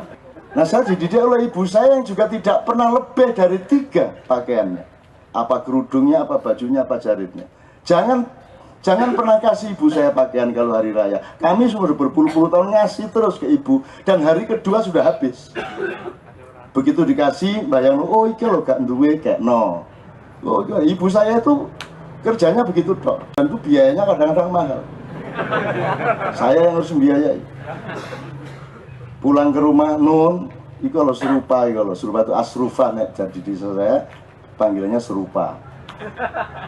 Nama aslinya asrufa. Nek bakrodin brakodin. Serupa kalau nun lah bojone dimun sih. Dimun itu becak, tapi gak serius keset arek iku. Dadi ya susah nyekolahno anak ya gak cukup duwike, omah ya cek nunut maratuane. Sang nonun serupa iku arek padahal pinter, mulang ngaji nek sore sregep. Arek wedok gelem nyambut gawe apa menek klopo ya gelem. Kata ibu saya. Soalnya dia apa namanya? Memberi data mengenai Asrufa ini, sakno arek iki. Akhirnya kan saya naikin haji, si Asrufa itu saya naikin haji. Terus iku bojone iku keset mek becak wis ndek desa, sapa sing numpak keset pisan ya. Terus endingnya gini, kayak nomah pokno cilik-cilik. Nah, saya bikinin rumah. Mau enggak mau lah disuruh ibu saya. Kalau disuruh ibu saya itu apa saja, mau disuruh ndelosor, saya ndelosor. Suruh jilat silit itu tak jilat silit. Karena itu pekerjaan yang paling mulia. Makanya kalau Anda kuliah, cepat selesai demi ibumu. Wis cukup itu alasannya, gak usah cai pinter, cai jadi intelektual, cai gak usah. Wis pokoknya selesaikan skripsimu secepatnya supaya ibumu seneng. Sudah. Itu lebih kuat itu motivasinya. Gitu. Itu gak cukup. Temenan itu. Dan motivasi dari dulu gitu. Saya tidak pernah tidak keluar dari sekolah yang saya masuki. Coba biar. Kecuali SMA saya sudah keluar masuk lagi. Karena kakak saya jadi SD nguyui guru. Nah saya dihukum disuruh berdiri di atas bangku. Ngukum itu mbok mikir. Kan ada environment of punishment kan gitu. Nah, ini saya kuliah hukum dulu. Nah, kuliah hukum kan cukup baca beberapa hari selesai. Kalau memang saya disuruh berdiri, sepanjang pelajaran saya berdiri di atas, dia tidak perhitungkan bahwa anak itu bisa pingin kencing, bisa pingin beol, kan mestinya dia sediakan. Jumto sekian, kalau berdiri kemudian pingin kencing, maka diperkenankan ke kamar mandi, kan gitu mestinya. Ini enggak, berdiri gitu dok. Terus aku kudu ngoyo. Ya tak uyu sampai.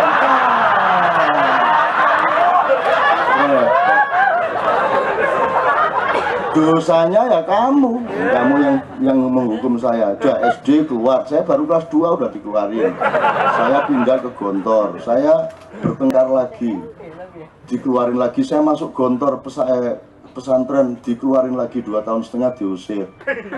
Terus saya masuk SMP sekedar untuk ujian, udah sekedar ujian dok, terus masuk SMA. Saya kelas 2 keluar, saya ketua OSIS tapi diganggu sama guru terus. Disuruh ketua OSIS tapi tidak boleh ada kegiatan. Kalau kegiatan dikritik, ini sepak bola terus, ini lomba-lomba terus, tidak pernah tidak pernah masuk kelas. Loh, ya apa sih? Lah sing ngongkon lomba ya sapa? Wong yang bikin IPM, sing IPENU, sing apa semua bikin porseni, bikin apa lah. Saya kan harus ngirim utusan. Kan harus pamit dari kelas. Dirasani di kelas. Aku maju, buku OSIS tak suwe, wek, gak OSIS-OSISan kono, dadi ketua apa kono, aku metu. Ya. Akhirnya saya dipanggil kepala sekolah, dimarahi, loh, nek ngono yang saya cabut bukan jabatan OSIS, saya sebagai siswa di sini tak jabut. Metu aku, cacakku ngelundasi.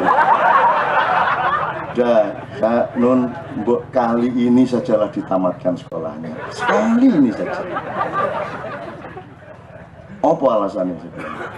Yo ibu itu loh cek seneng hati ini, masa kon gak tahu beres di sekolah. Nah begitu disebut ibu, oh kalau ibu yang harus saya bela.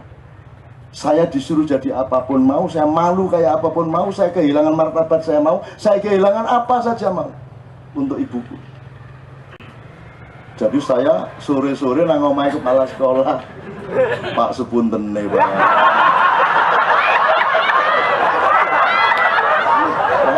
Gitu Mas. Nah, jadi saya kembalikan ke cerita saya 42 tahun itu, bukan cerita tentang saya, tapi Anda itu yang total kepada segala sesuatu itu. Kalau kamu ditakdirkan Allah kulitmu begitu, maka kamu harus berpendapat ke dalam dirimu bahwa kulit yang terindah itu kulitmu. Ngono. Nek kon ndelok, waduh, kok kuning, kok aku gak. Akhirnya nang salon. Ono wong sing nang salon iku bendina iku kerukupan di tabung. Cek putih, cek coklat, pokoknya bendina kerukupan. Karena dia tidak mau menjadi dirinya sendiri. Jadi sekarang kebanyakan orang kena iklan, kena ini, kena itu, kena kebudayaan, kena mode, kena tren, kena segala macam, akhirnya dia pergi dari dirinya sendiri. Apa soal hidung, soal kulit, soal bahasa aja pergi dari dirinya sendiri. Tidak ada radio di seluruh Indonesia yang tidak pakai bahasa Jakarta. Gimana nih teman-teman, udah belum nih? Ya masih arek nganjuk yang ini. Sangat rumah nang nganjuk radio mesti bahasa Betawi. Gitu loh. Masih Surabaya sekali-sekali ada bahasa Surabaya, tapi tetap saja standarnya bahasa Betawi, bahasa Jakarta, Indonesia Jakarta gitu loh. Kenapa tidak berani menjadi dirimu sendiri? Kan sering saya bilang, kalau Anda orang Jawa, kalau Anda orang hidungnya kayak gitu ya, maka Anda harus berpendapat ya hidung begitu yang paling indah. Nek bule kedawan nih loh. Kedawan, yang indah yang segitu itu. Apalagi ini orang Amerika kulitnya apa kulit puyah ngono. Kayak kerupuk. Apa? Puyah itu artinya pucet. Gimana? Loh, yang indahnya kayak saya ini. Kalau Afrika terlalu hitam. Kalau yang indah tuh yang kita ini yang sedengan. Nanti kalau Anda orang Afrika, saya ceramah di Ethiopia, saya balik. Yang indah itu yang kulit Anda itu. Kalau orang bule itu, tuh gimana kulit kok kayak gitu? Apalagi orang Asia enggak jelas itu. Hitam enggak, kuning enggak. Cara berpikirmu itu jangan terserat-serat kemana-mana. Meskipun itu enggak usah diperdebatkan. Setiap orang memiliki kebenarannya masing-masing sepanjang tidak dibenturkan sama orang lain. Karena itu masalah individu kok hidungmu itu. Bukan masalah sosial. Kalau masalah sosial harus dirunding. Jadi misalnya sekarang teman kita yang dari Sunda tadi yang tidak setuju Nusantara dan teman kita yang Nusantara tadi, menurut saya mereka harus jadi sahabat. Bener nggak? Harus kenalan, sering ketemu, merundingkan. Oke, Nusantara nggak masalah, yuk kita bikin nama yang baru. Untuk apa orang Jawa sama orang Sunda terus-menerus dendam satu sama lain seperti itu? Nah, Anda harus merintis, jadilah sahabat dan rundingkan nama yang baru untuk masa depan kita. Dan memikirkan ya. Pada saat yang sama, Anda tidak usah, yang Jawa tidak usah mensunda-sundakan diri, yang Sunda tidak usah menjawa-jawakan diri.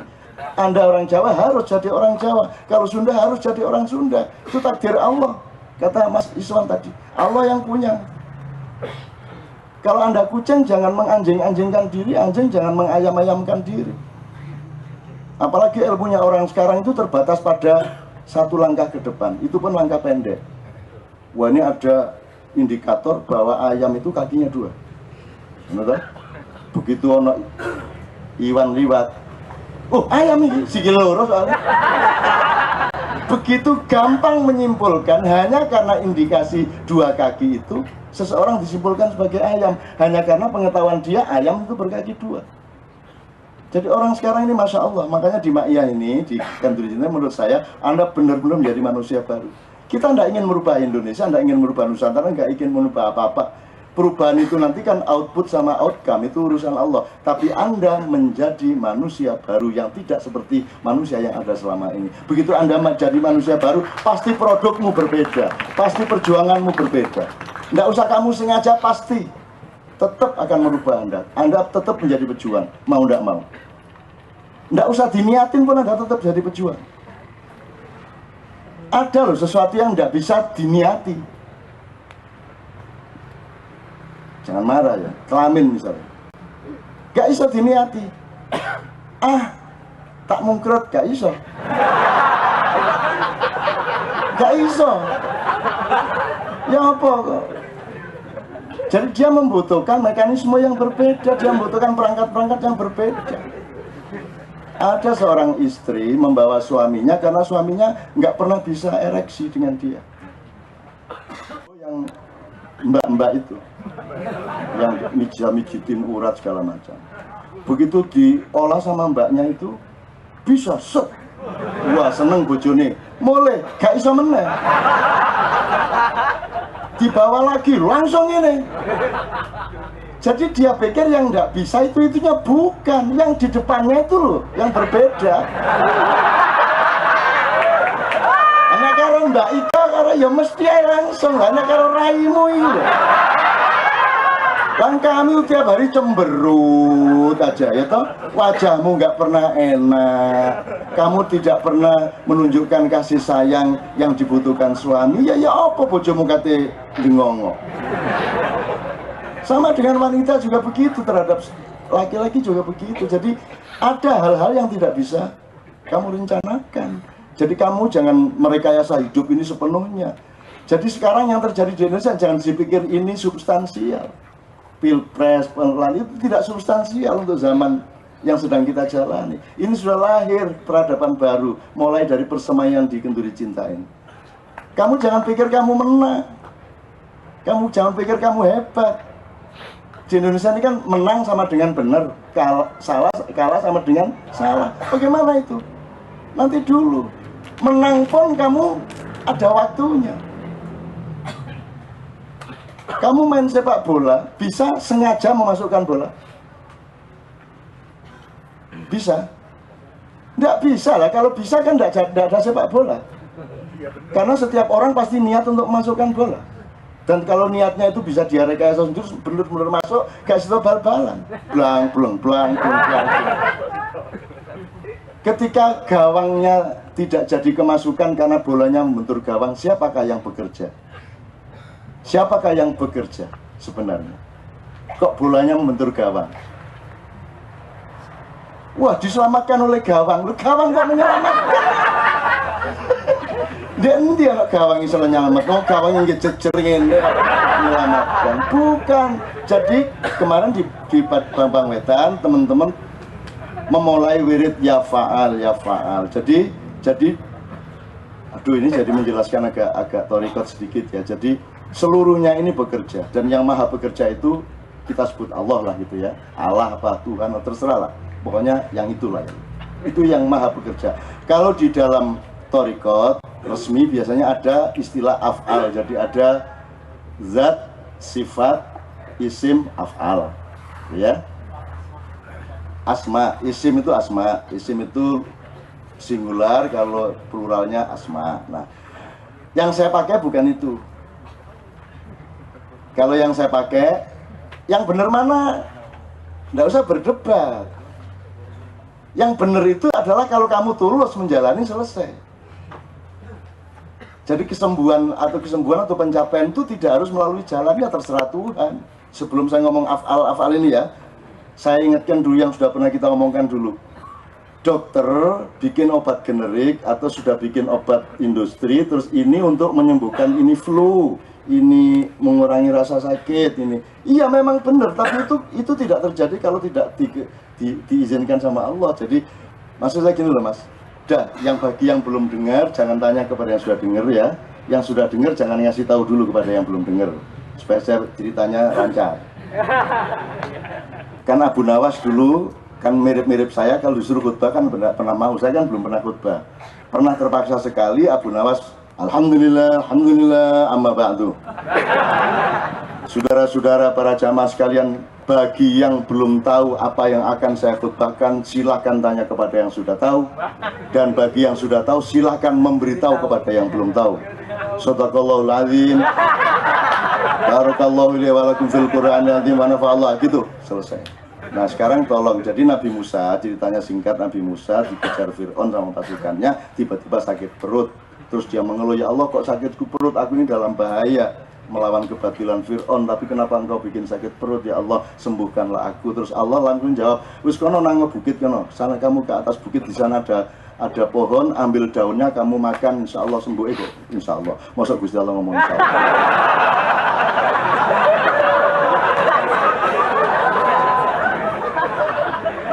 Lucu ya Gusti Allah, insya Allah.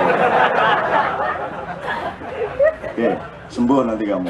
Ya, Nabi Musa naik bukit, belum sampai menyentuh daun, perutnya sembuh. Terus dia turun lagi, dia oke, pasukan bergerak sekarang. Begitu bergerak, belum ada 50 meter, waduh, sakit lagi. Dia langsung lari ke atas bukit itu,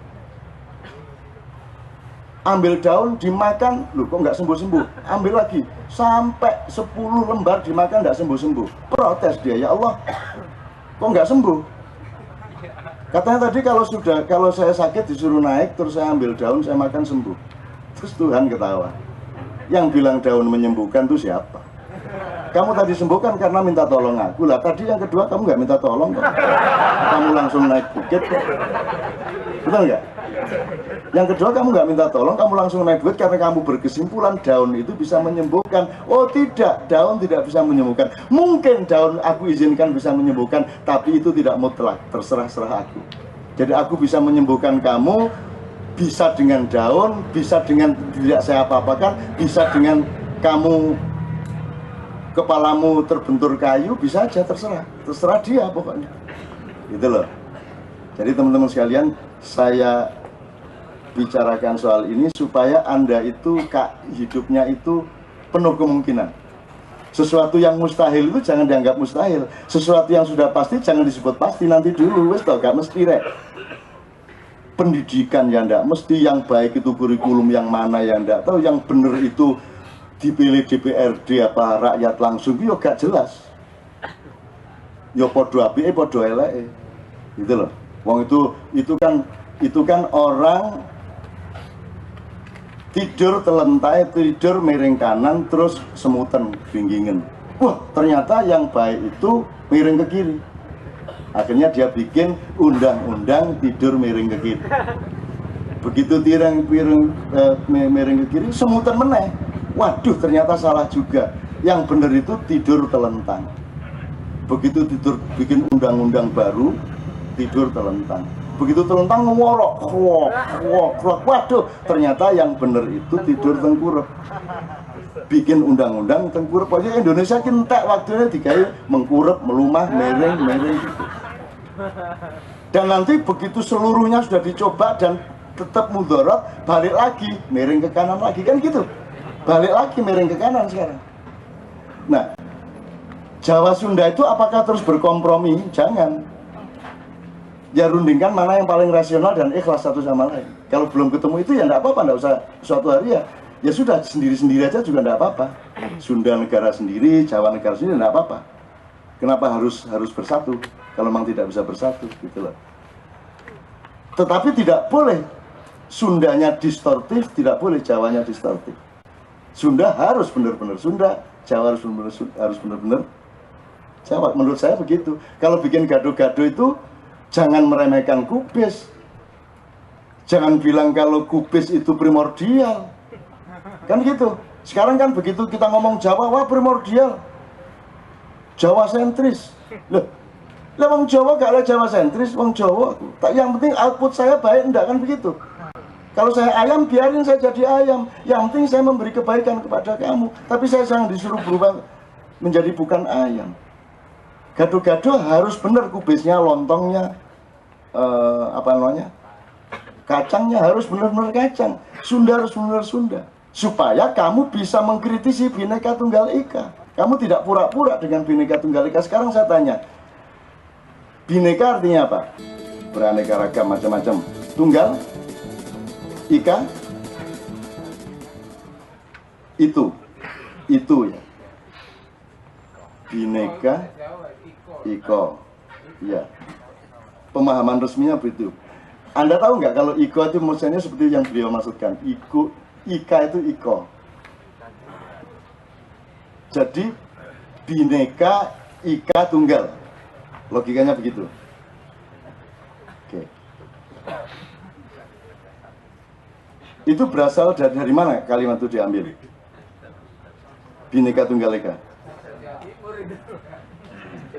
Menurut Anda Iko.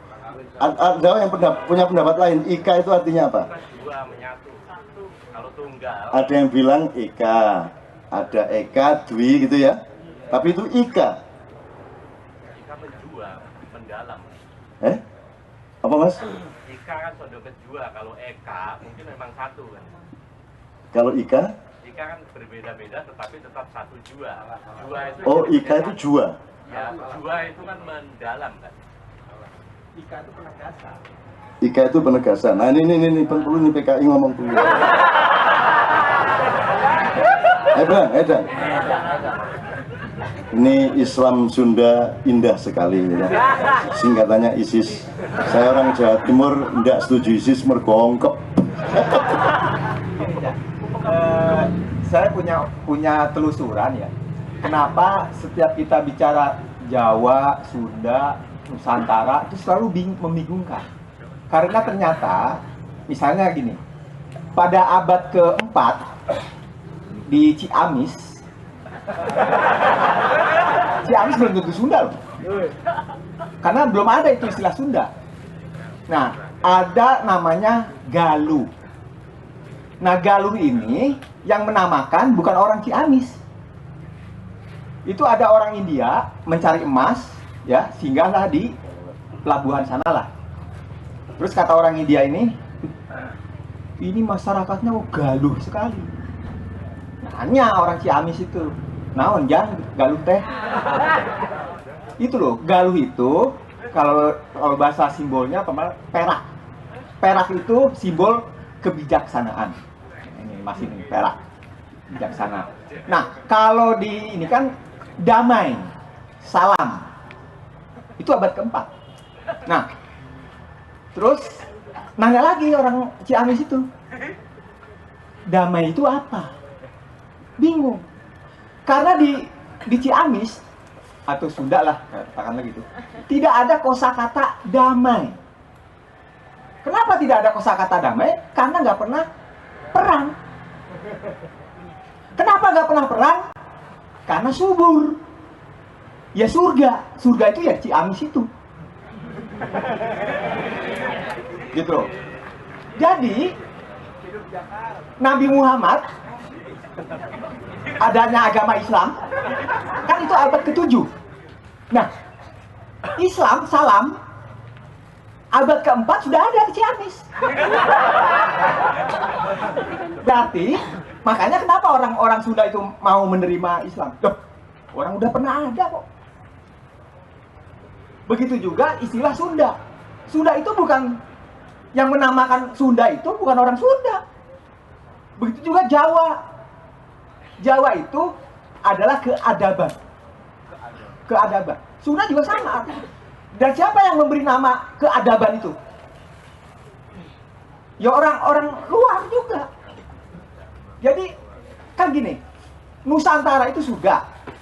Karena surga tidak ada benar salah, surga selalu menikmati keindahan, kemakmuran. Ibaratnya gini, kenapa agama-agama dari luar itu selalu bicara hukum, halal haram, ya toh? Karena di Nusantara itu subur, ya toh? Misalnya gini, ada 10 telur, konsumennya ada 5. Nah kalau di Timur Tengah misalnya ya, ada 10 telur, konsumennya 20. Pasti ribut. Karena ribut, supaya jangan ribut, perlu aturan. Jadi orang Sunda itu nggak perlu aturan. Nah, Bhinneka Tunggal Ika itu tadi. Jadi dulu itu ya, karena subur, maka misalnya orang Ciamis nggak perlu ke Jombang cari makanan, nggak perlu. Orang Jombang nggak perlu ke Ciamis cari makanan. Maka orang Sunda ya dia di surga terus. Orang Jombang itu sama di Jombang aja. Jadi logika Nusantara, Jawa, sebutan Sunda itu cara pandang orang luar sebenarnya. Nah, istilah Bhinneka Tunggal Ika itu, nah, kan itu istilah itu abad setelah menuju keruntuhan Majapahit, Pajajaran, yang kedatangan konsep imperium.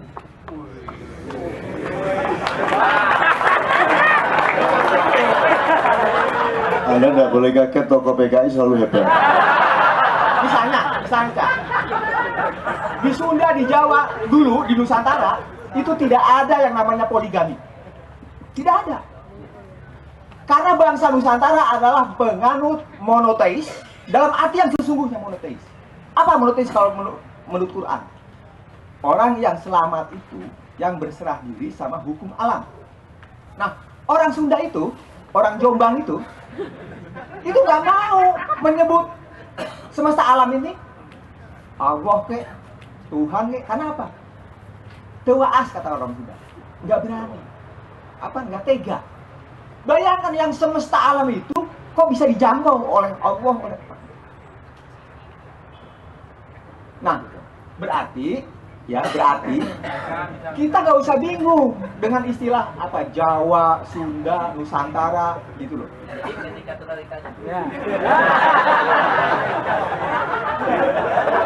Dengan demikian, tadi yang Jawa sama Sunda peduli amat dengan Bhinneka Tunggal Ika. Orang dari dulu kita itu udah mesra. Tidak ada yang satu menguasai yang lain.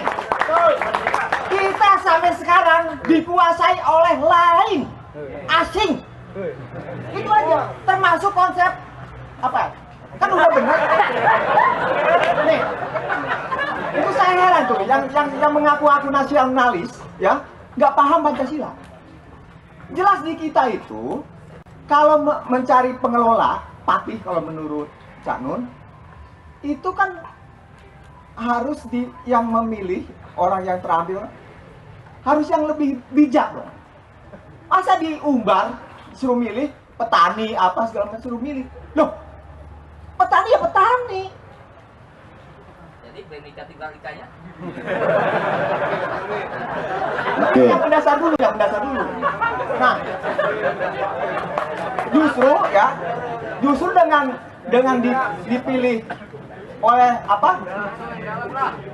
Oleh awam, ya, umat itu awam. Awam sama dengan bodoh. Ini sebenarnya nggak ada hubungannya dengan balik. Enggak. Karena gini, ini yang mendasar. Kalau pemilihan langsung itu pasti penyeragaman selera. Makanya dibentuk dulu melalui media televisi apa segala macam, supaya banal cara memilihnya. Bukan dengan yang dipimpin oleh hikmah, bukan orang yang berhikmah, yang berilmu kayak Canun seperti itu. Gitu. Oke. Sip.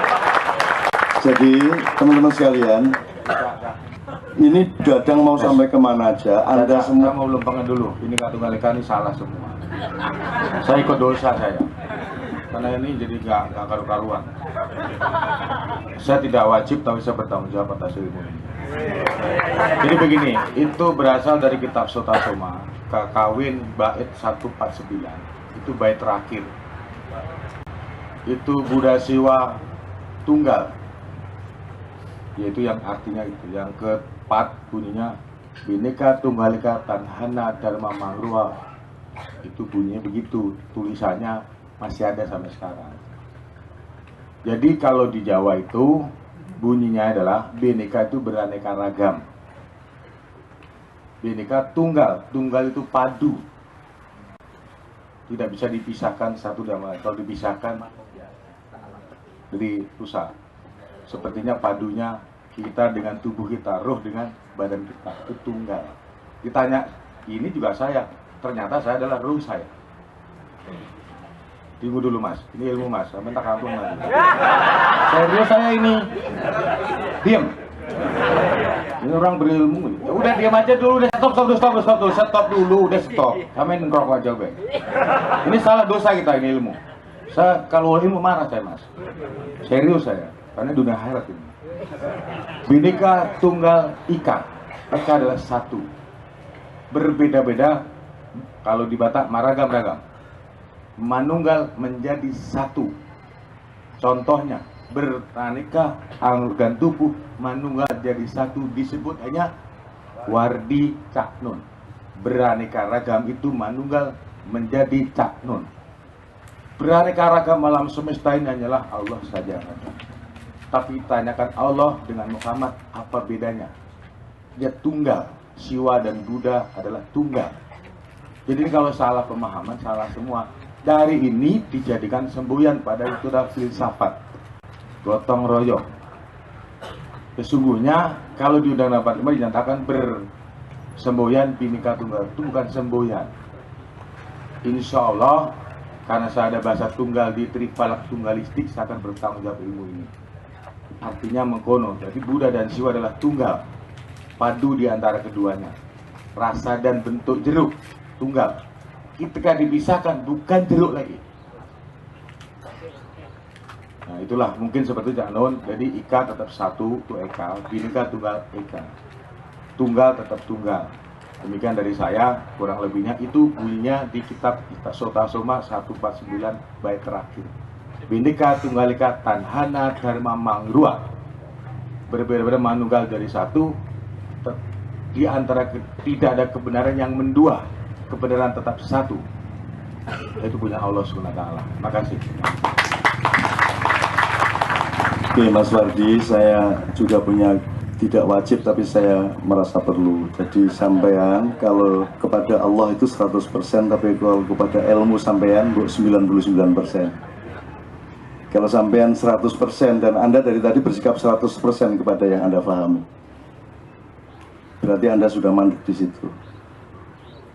Seluruh yang saya ketahui mengenai yang saya yakini benar itu belum tentu benar.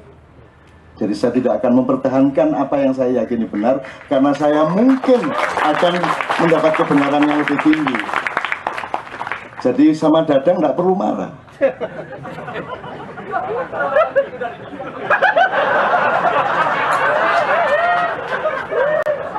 Dadang itu makhluk mulia dari Allah. Untuk memberi contoh kepada umat manusia, wahai manusia, pandanglah Dadang, jangan ada satupun di antara kalian yang menjadi seperti dia. Itu gunanya Dadang. Jadi ada Fir'aun, ada Dadang. Fir'aun itu diselamatkan jenazahnya untuk menjadi peringatan bagi semua generasi agar jangan seperti Fir'aun. Dan kemudian karena Fir'aun sudah nggak populer, sekarang dilahirkan Dadang dengan maksud yang sama. Makanya Dadang ngomong apa saja sama Tuhan justru baik. Dia bilang, insya Allah saya tidak percaya Tuhan. Nah, Tuhan tidak marah karena memang dia disetel untuk menjadi manusia yang jangan sampai ada yang niru seperti dia. Jadi semakin dia buruk, semakin baik. Nek memahami Dadang yang kebenaran formal yang ngelundas Wong Dadang kok. Sampai muring-muring lapo, muring-muring kok nang Dadang. Wong Dadang ini mari ngomong ya lali dhewe kan. Dadang jenenge Dadang kok ya. Gitu loh. Tapi indah, sampean indah, Dadang indah, Mas Wardi luar biasa, kita andalkan. Jadi salah satu keinginan saya itu kalau boleh ingin ya, kalau orang punya ilmu kesehatan, kita punya ilmu kesehatan sendiri kok, yang berbeda kok. Karena seluruh kesehatan di dunia tidak memperbolehkan Anda duduk sampai jam 4 pagi. Itu ilmu kesehatan manapun, dari Arab Saudi sampai Amerika, sampai Ethiopia, sampai Eskimo, itu tidak ada yang setuju orang begadang sampai pagi. Bahkan orang Indonesia ada yang juga terikut. Begadang jangan begadang, lalu kurang kok. Begadang jangan. Ya, oke. Tapi menurut saya begini teman sekalian, saya kira kita jangan menganggap bahwa ini tadi kan penuh pertentangan Mas sebenarnya. Tapi pertentangan itu jangan didramatisir, enggak apa-apa. Enggak apa-apa. Yang berpendapat dulu tetap begitu, toh nanti Anda akan mencari MOU. Pasti akan mencari kesepakatan terbatas, memang hanya terbatas. Tidak ada orang berpelukan 100%. Kalau kamu pelukan sama suami, yang sudah bersuami siapa? Wan, kamu pelukan sama istrimu, itu yang nempel dari kulitmu berapa persen?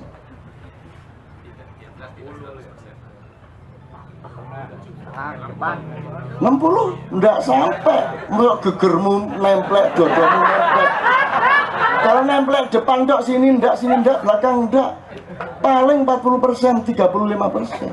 Jadi tidak ada pelukan 100%. Itu loh, enggak ada. Fisik aja enggak ada. Nah, termasuk Bhinneka Tunggal Ika, Mas, biarkan orang punya interpretasi macam-macam, enggak apa-apa. Wong kabeh tafsir itu mesti salah kok. Enggak ada tafsir bener itu enggak ada. Jadi Dadang mau ngomong warna tidak pernah wis jarno ae. Enggak masalah. Sebab kalau kita turuti Dadang ngeluh enggak semua. Enggak ada yang tidak dia bantah.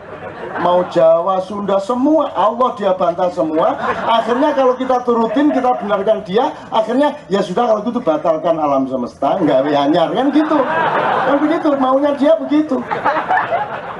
Artinya dia itu ditakdirkan Tuhan untuk tidak setuju kepada konsepnya Tuhan dalam menciptakan alam semesta dan penghuninya. Dia ingin ada penciptaan baru, sehingga nanti sejak awal sudah dipersatukan, tidak usah bineka bingung, wis langsung tunggal ika, gitu maunya. Nah memang kita ini disuruh bineka kok. Loh yang tunggal ika itu kalau mau ngomong tafsiran, tunggal ika itu kan Buddha sama Siwa. Ngapain dipakai untuk manusia? Buddha Siwa kan dalam pemahamannya kan Tuhan, pada pemahaman abad itu. Kalau memang manunggal, Mas, kenapa bukan bineka manunggal ika? Ya enggak perlu dijawab, enggak benar ya enggak apa-apa, enggak tahu ya enggak apa-apa. Yang penting kita tahu bahwa ini belum tentu benar. Gitu loh lah, kalau masing-masing enggak ini yang benar, ini yang benar. Yang benar tuh kukuruyuk, enggak kongkong-kongkong. Enggak kukurunu, gendeng kongkong. Yang benar itu ayamnya. Jadi kalau tak mana yang benar coba, nggak usah orang Madura madu kukurunu, wong Sunda korongkong salah kabeh. Kalau ingin cari kebenaran, ambil ayam, taruh di panggung, dirangsang supaya dia berbunyi. Dia yang benar dan kamu menirukan tuh namanya tafsir dan pasti salah. Jadi jangan bertengkar tentang tafsir.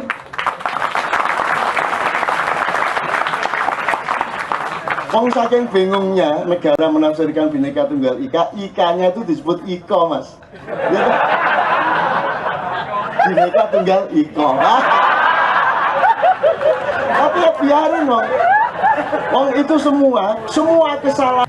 Loh, sederhana kok. Kalau sama Allah nanti sederhana. Gitu loh. Misalnya dulu pernah saya contohkan Bilal, ini enggak apa-apa nih sampai pagi ini. Ya. Bilal tuh enggak bisa ngomong shin, dalam bahasa Arab itu ada 4 S. Sin, shin, sod, fa. Tapi Bilal bisanya S gitu toh, satu toh. Ashadu alla ilaha gitu toh. Protes sahabat lainnya, enggak bisa shin tuh kan shin, masa S. Cari Nabi Muhammad ngene lho rek. Nek Bilal ngomong ashadu itu karpe ashadu, karpe ngunu. Cuman metune cangkeme ngunu, wis gak masalah. Ojo moreng-moreng. Makanya di sini nih berbeda pendapat kayak apapun, nikmat semua, hikmah semua, ilmu semua, tidak ada masalah dan tidak ada pertengkaran di sini. Gitu loh. Sopo ae setan rene loh, gak salah. Isi saja boleh. Seandainya setan di sini ngomong macam-macam, sederhana penjelasan saya. Kalau pokok bantau nganjani setan, kok kan gitu kan? Loh, kok setan suruh ngomong sama malaikat, yang salah kamu. Yang salah kamu mengharap ini presidennya harus gini. Lah duduk presiden kok. Sing salah kowe dhewe.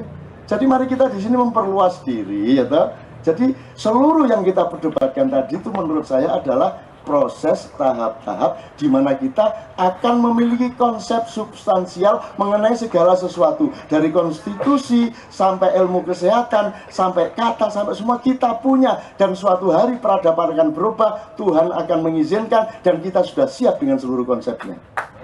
Gitu. Jadi sampean ke anggota MPR kira-kira ngono lah, nyusun macam-macam. Dadang itu kepala kejaksaan, wabeh salah.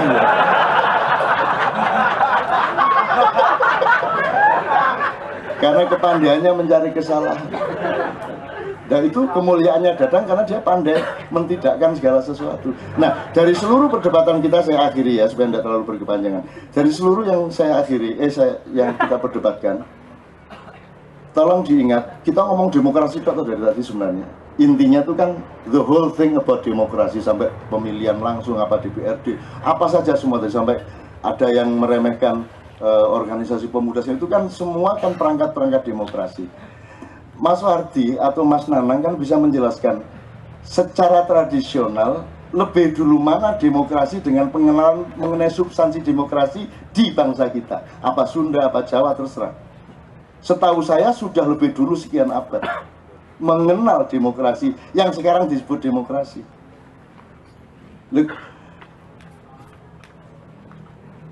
Kuliah anti korupsi Ciangele, arek cilik mau 5 wis cukup ya Mas. Mau 5 itu pendidikan dilarang, mau 5 sudah cukup, otomatis sudah tidak usah pakai pendidikan anti korupsi. Tapi tidak apa untuk proyek arep ngopo gue, tidak ada masalah supaya mereka dapat nafkah. Kan begitu. Kalau Anda mengizinkan berarti Anda sodako. Pemilu, kalau pemilu langsung rakyat kan yang Anda lihat kan, oh ini bukan peristiwa politik, ini peristiwa sodako dan ewoh bekewoh. Wong sudah dikasih 50.000 pagi-pagi kok siangnya tidak nyoblos. Ya ndak enak lah, ya sudahlah saya coblos. Jadi itu peristiwa sodako. Meskipun makro kan gitu kan. Malah haram gitu kan ya. Tapi sudahlah, kita ini luas-luas saja dan kita percaya pada proses ini. Kita tidak perlu 100% dengan kebenaran kita. Wong saya dengan mudah kok. Ini kan the United Nations of Nusantara, begitu ada teman Sunda yang tidak ikhlas dan sakit hati dengan kata Nusantara, ayo kita batalkan kata Nusantara, ayo golek wis. Terserah, tidak ada masalah kok saya. Enggak nganggo jeneng ya gak apa-apa. Misalnya ya enggak pakai nama juga enggak apa-apa. Cuma bingung dewe. Kalau Nusantara dipakai ya enggak masalah, ayo cari yang baru, sudah apa aja. Wah, yang penting substansinya adalah kita menemukan cara hidup yang baru, kebenaran yang benar-benar terjamin untuk banyak orang dan seterusnya, kan itu substansinya. Nah, seluruh perdebatan kita itu, teman-teman sekalian, terakhir, sebenarnya kalau dalam istilah saya itu kan la ilaha. Dan ini mungkin cukup lama waktunya, sekian ma'ian, baru nanti ketemu ilallahnya dikit. Oh ini tidak, oh iyanya ini, kan gitu. Nah jadi kalau saya kembali kepada diri kita masing-masing, Anda kan mau Islam mau Kristen kan mau ndak mau dengerin azan sehari berapa kali? Bahkan Kristen, bahkan Buddha, bahkan PT mesti kurung azan bendino. Teorinya 5 kali sak masjid. Lah nek masjid desa RT ku 3. Gurung tambah TV pisan. Ono TV kok iso azan ya. Pas aku azan iku wong ya. Lah kok TV iso azan. Agamane apa TV? Gitu teman sekalian. Nah, kalau dengar azan itu jangan disia-siakan. Mau nggak mau Anda dengar kok. Daripada mendengar dengan memaki, meso, kurang ajar isu-isu. Ya, mending azan itu Anda jadikan perangkat untuk pematangan diri Anda. Tak kasih contoh dikit. Coba Anda pelajari, Anda bikin manajemen, ngatur perusahaan, ngatur rumah tangga, pakai urutan azan aja. Bikin skripsi semua pakai urutan azan. Anda paham itu, urut-urutan kalimat azan itu. Itu udah cukup itu. Mau ngelatih sepak bola, ini sekarang U19 berangkat ke Barcelona, ke Madrid malam hari ini. Tak bawain macam-macam tadi berangkat bareng saya. Karena kemarin dia agak dianiaya dikit-dikit terus lari dan akhirnya saya telepon malaikat sama Nabi. Sekarang dia berangkat ke Madrid. Alhamdulillah tidak ada masalah. Besok saya fixkan keberesan U19A karena sudah ada U19B. Muga-muga ono D akhirnya wis bubar kabeh. Jadi Mbak Mas ya, sampean nek oleh meneng-meneng kok dikirimi panganan, sampean mengucapkan apa? Coba kalimat thayyibah aja. Subhanallah, alhamdulillah, walillah, Allahu akbar. Ya. Sampean dapat rezeki. Ya. Ada bledak gede banget. Allahu akbar. Ekstrim kan, sesuatu yang menakjubkan, yang mungkin menakutkan, mungkin pokoknya takjub Anda. Jadi Allahu Akbar itu judulnya adalah ketakjuban, gitu kan? Contohnya dapat duit nek 1.000, alhamdulillah gitu kan, gitu kan? Kok 1 juta, alhamdulillah ya. 1 miliar, Allahu Akbar kan gitu. 1 miliar, ditukokno keropok, digelendeng, gitu kan? Jadi Allahu Akbar judulnya adalah takjub.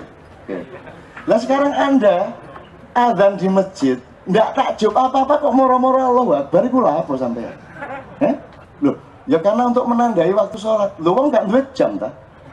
Masa saya orang begitu bodohnya sehingga untuk ini sudah zuhur loh itu nunggu azan.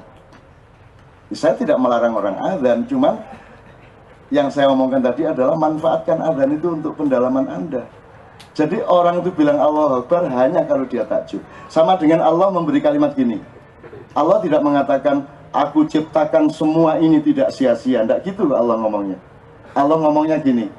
Katakanlah wahai Tuhanku tidak sia-sia engkau ciptakan semua ini. Jadi kalimatnya kita yang ngomong. Itu artinya Anda disuruh menghayati dan mengagumi ciptaan Allah ini sehingga Anda punya kalimat Rabbana ma khalaqta hadza batila. Tidak bisa tiba-tiba ngomong Rabbana ma khalaqta hadza batila. Oh kamu tidak kagum sama apa-apa kok. Sama dengan Allahu Akbar. Loh apa sama Allahu Akbar itu? Jadi banyak muadzin yang tidak Saya kira hampir semua.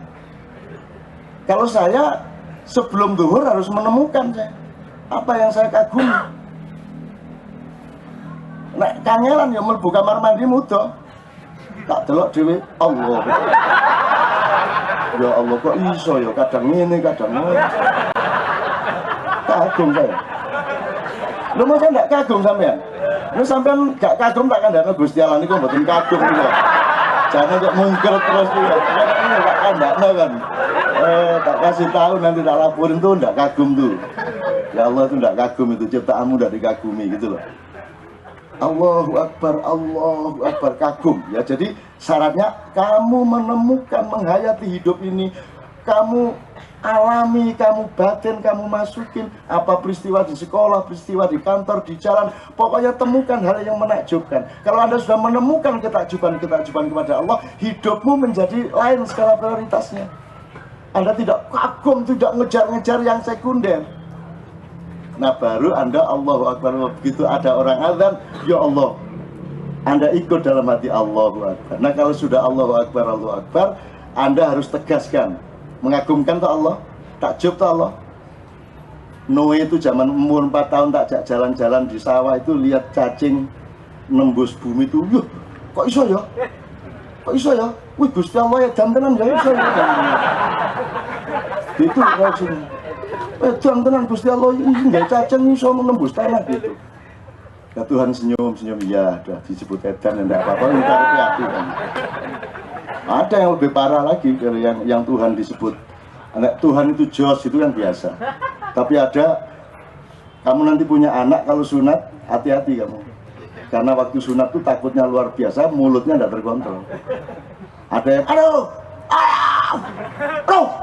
gitu ya. Di Jawa Timur gak ngono. Nek marah itu kan cangkeme kayak ngono iki. Disunatnya lagi. Aduh. Matane Gusti Allah matane. Kene ngongkon sunat barang. Matane. Gusti Allah matane. Gusti Allah di mata-matane. Aku krungu dhewe iku ya Allah saiki iki. Nyeneng temen selamat malaikat di rumah sama semuanya pengarah cilik ya toh. Tapi matane gitu. Itu kasar banget matane. Presiden matane ya kasar banget itu Gusti Allah. Soalnya yang menyuruh yang memerintah hitam kan Allah, Gusti Allah di mata-matanya. Coba kalau Anda tidak punya kearifan, kalau Anda memakai bahasa yang linier, bahasa yang baku kan Anda mengharam-haramkan, meneraka-nerakakan orang. Nanti dulu toh, jangan marah toh. Yang bijaksana, karena hidup itu begitu luasnya dimensinya itu, dan Allah memudahkan semuanya.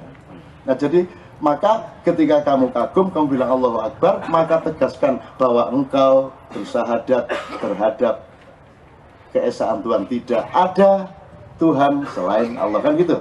Tegaskan lagi, asyhadu alla ilaha illallah.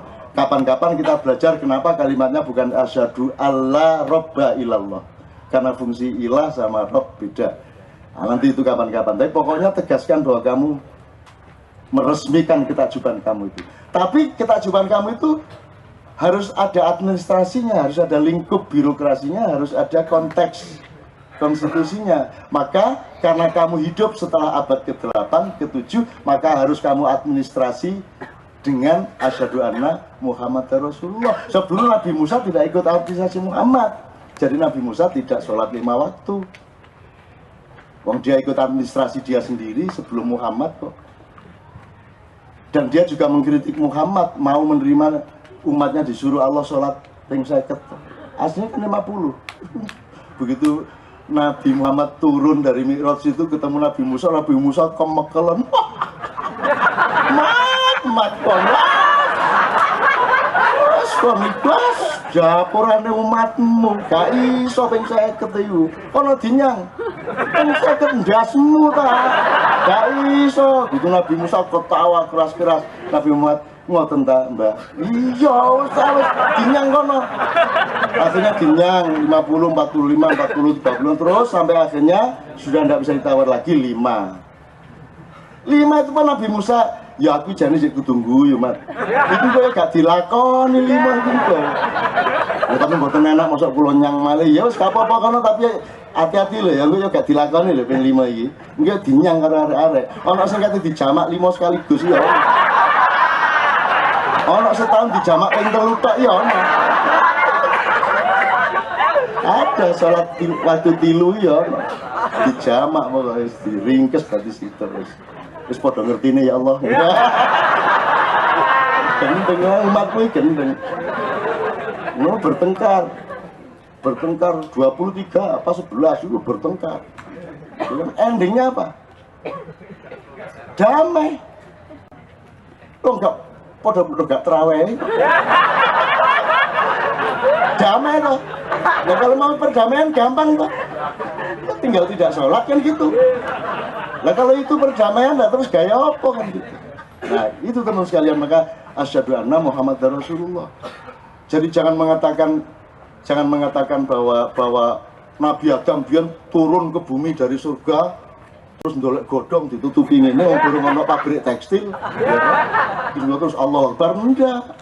Sholat itu baru Rasulullah umur 53. Jadi Rasulullah selama hidup sampai umur 53 itu belum pernah sholat 5 waktu. Jadi nek awakmu di umur selawe masih punya jatah seneng dah semua. Saya itu kan senang berkelakar dan Anda saya ajak berkelakar. Kalau Anda pintar berkelakar, Anda tidak gampang menderita. Gitu loh teman-teman sekalian. Oh gimana? Kalau kamu itu terikat sama logika, terikat sama yang bagus, sama yang formal, Anda menderita. Tapi kalau kamu mampu menciptakan dunia sendiri, nanti kalau kelewatan namanya khayal gitu ya. Tapi sebelum khayal kan ada kelakar. Misalnya kita bentuk cakak dies, terus piye gue? Piye gue? Sudah. Ndasmu kebentus dies ini apa? Iya, itu kan bisa Anda permakan. Kalau Anda terbiasa cerdas pakai ekonomi kreatif. Lo nek Jawa Timur ini sing jeneng Markesa teman saya itu kebentuk dayes ngene ta rasane iwak gudeg ngono. Ngono. Jadi alam pikirannya membuat sakitnya menjadi sekunder. Kamu menderita karena penderitaan kamu bikin primer. Bikin dia sekunder.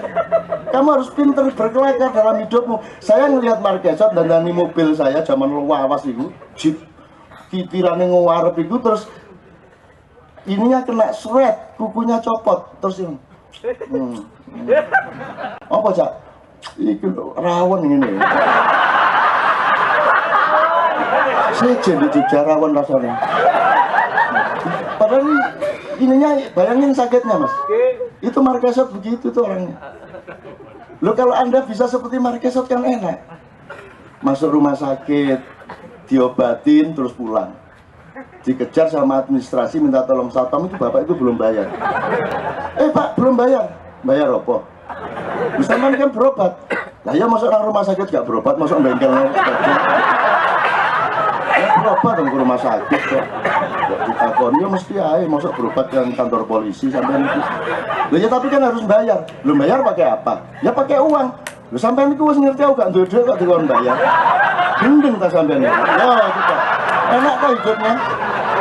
Di mana-mana itu pakai logika, bayar itu pakai uang. Kalau sampean nyuruh orang bayar, sampean harus tahu dia punya uang apa tidak. Lah saya ini jelas tidak punya uang kok.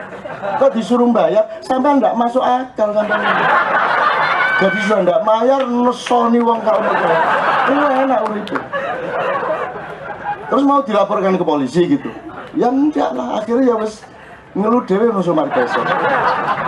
Makanya saya tulis buku itu karena orangnya dahsyat. Marquezot itu bener-bener dahsyat. Kalau ada orang nakal di jalan motor weng dibalap sama dia, dikuntit, ntar sampai perempatan jalan begini set, dipalang depannya, terus ditekani. Dek, kon milih iki nang cangkemmu ta iki nang motomu tak banting ta milih. Ngeri ta Mas? Milih ya apa iki nang cangkemmu protolundrumu ta. Ya cuman Yang ngeri tau melawan orang gitu. Jadi dan Marquesa tenang-tenang seperti itu. Lu Marquesa tuh anak, ya cuman kalau padang bulan ketemu Marquesa. Bukan saya. Marquesa tuh teman saya waktu kecil berguru yang enggak itu. Bangsa watu, di lu tuh wit, iya. Pokoknya terus nanti pakai pisau perang lawan raja tikus gitu-gitu. Zaman kecil saya sama pisau itu saya bawa tidur, saya bawa makan, saya bawa ke sekolah, saya bawa pisau. Saya untuk apa? Tancap-tancap ke pohon apa itu saya waktu itu pakar betul. Kalau ada anak nantang-nantang didatangi, dirangkul. Cepet Melayu. Wis Melayu cepet. Nek kontrak duit mate. Siapa nggak ngeri mas ya? Jadi hidup itu mas, kalau anda gampang menderita itu karena yang salah cara berpikirmu. Kamu tidak sehat karena cara berpikirmu. Makanya kunci kesehatan dalam maknya sederhana. Jangan pernah berpikir tidak jujur. Dan jangan pernah hati tidak berendah hati. Jangan mengatakan, jangan pernah berpendapat bahwa kamu punya ilmu dan ilmu pasti benar. Itu hancur kamu nanti. Wes sak pinter-pintermu guyun dewe. Kamu harus ketawakan sendiri dirimu. Kalau kamu tidak bisa mentertawakan dirimu sendiri, yaitu rencana rencana mengalami disorganisasi kamu. Itu loh, itu beneran. Jadi makanya terus asyhadu anna muhammadar rasulullah. Kalau Anda sudah melegitimasi ketakjuman kepada Allah, tanda tangan mendaftar ke Nabi Muhammad untuk orang Islam, yang lainnya nanti terserah itu artinya nanti di sana akan bagaimana, monggo keyakinan Anda, baru Anda satu kali lagi melakukan upacara, kamu resmikan, kamu resepsikan. Kalau tadi kan cuma bersumpah, saya bersaksi, itu cuma akad nikah. Kemudian kamu harus resepsi, hayya 'alas shalah, Allahu akbar. Kan itu hayya 'alas shalah itu resepsinya orang yang bercinta sama Allah. Kalau kamu sudah resepsi hayya 'alas shalah, baru kamu punya hak untuk menang. Kamu punya hak untuk cerah. Kamu punya hak untuk berbinar-binar. Hayya 'alal falah. Mari menuju kemenangan. Nah, capailah dalam hidupmu Allahu Akbar yang kedua. Karena kemenangan ini membuatmu Allahu Akbar. Allahu Akbar yang sebelumnya kan karena alam dan kehidupan, tapi Allahu Akbar yang kedua adalah karena engkau mencapai kemenangan yang sejati di dalam dirimu. Itu tafsir Adani ngono rek. Bengi iki. Besok malam mungkin beda lagi. Ya enggak apa-apa wong tafsir kok. Jadi sampean aja ngekeng karo tafsir sampean. Tafsir itu bisa salah, makanya di Ma'iyah ini nyun sewu, di mana-mana di seluruh dunia itu yang namanya, tadi misalnya apa? Tadi kan pendidikan politik, tapi apa parpol? Bukan toh? Kalau parpol kan mengikat anggotanya untuk taat. Makanya Ahok keluar dari Gerindra, kan gitu. Tapi apakah saya pernah mengikat Anda untuk memilih atau tidak memilih? Oke, Anda ingat-ingat. Apa ya? Sekarang ilmu. Ini majelis ilmu. Apakah pernah saya menyuruh Anda percaya sama ilmu saya? Kan saya selalu bilang, ya iki ya sakarepmu. Tapi ini aku ngono. Kan gitu dong. Jadi Anda tidak perlu sami nawatokna kepada saya. Nomor 3, kalau ini kelompok thariqat, di mana-mana kelompok thariqat itu taat patuh kepada mursyidnya. Apakah Anda harus taat kepada saya? Saya ingin tegaskan, bukan hanya Anda tidak harus taat. Kalau perlu Anda tidak boleh taat sama saya. Harap ngopo gue. Jangan taat sama saya. Gak mau saya. So kalau Anda taat sama saya, terus kok nyopet, aku melak dilokno karo Gusti Allah. Jadi taat itu kepada melalui wacana saya enggak apa-apa, tapi tetap status taat kepada Allah. Jadi jangan taat kepada guru, jangan taat kepada orang tua, jangan taat kepada presiden, jangan taat kepada ulama. Mereka hanya jalan untuk sampai kepada ketaatan kepada Tuhan.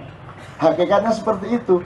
Jadi ini juga tetap kelompok yang sangat cair, dan Anda harus ambil keputusan sendiri-sendiri. Karena kamu lahir sendiri, nanti kamu mati juga sendiri. Dan tidak ada yang bisa nolongin kamu, termasuk saya. Maka kamu jangan jadikan saya mursyid. Mursyid itu dosen farmasi. Di UGM, bapaknya Dalipin. Itu ya, saya mohon maaf ini sampai pagi, tapi mudah-mudahan Anda keluar itu sakti atas diri Anda sendiri.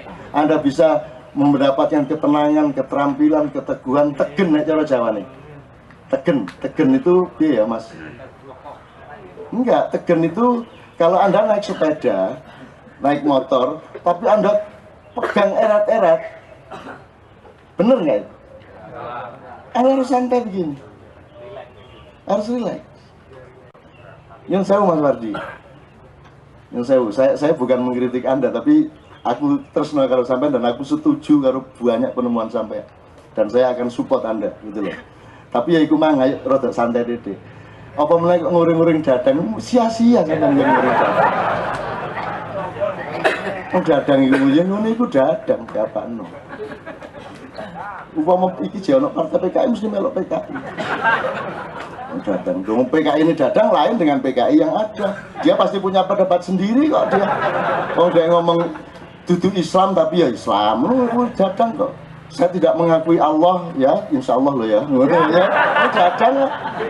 Memang dadang. Jadi sampean aja anu, dadang itu cara Allah memberi bahan untuk mesra, gitu loh. Itu dadang. Dan jangan dituntut apa-apa, biarkan dadang menjadi dadang. Nikmatilah dadang sebagai dadang, kan gitu. Jarno pating pecotot tang, gak ada masalah. Oke teman sekalian, kita berdiri bareng.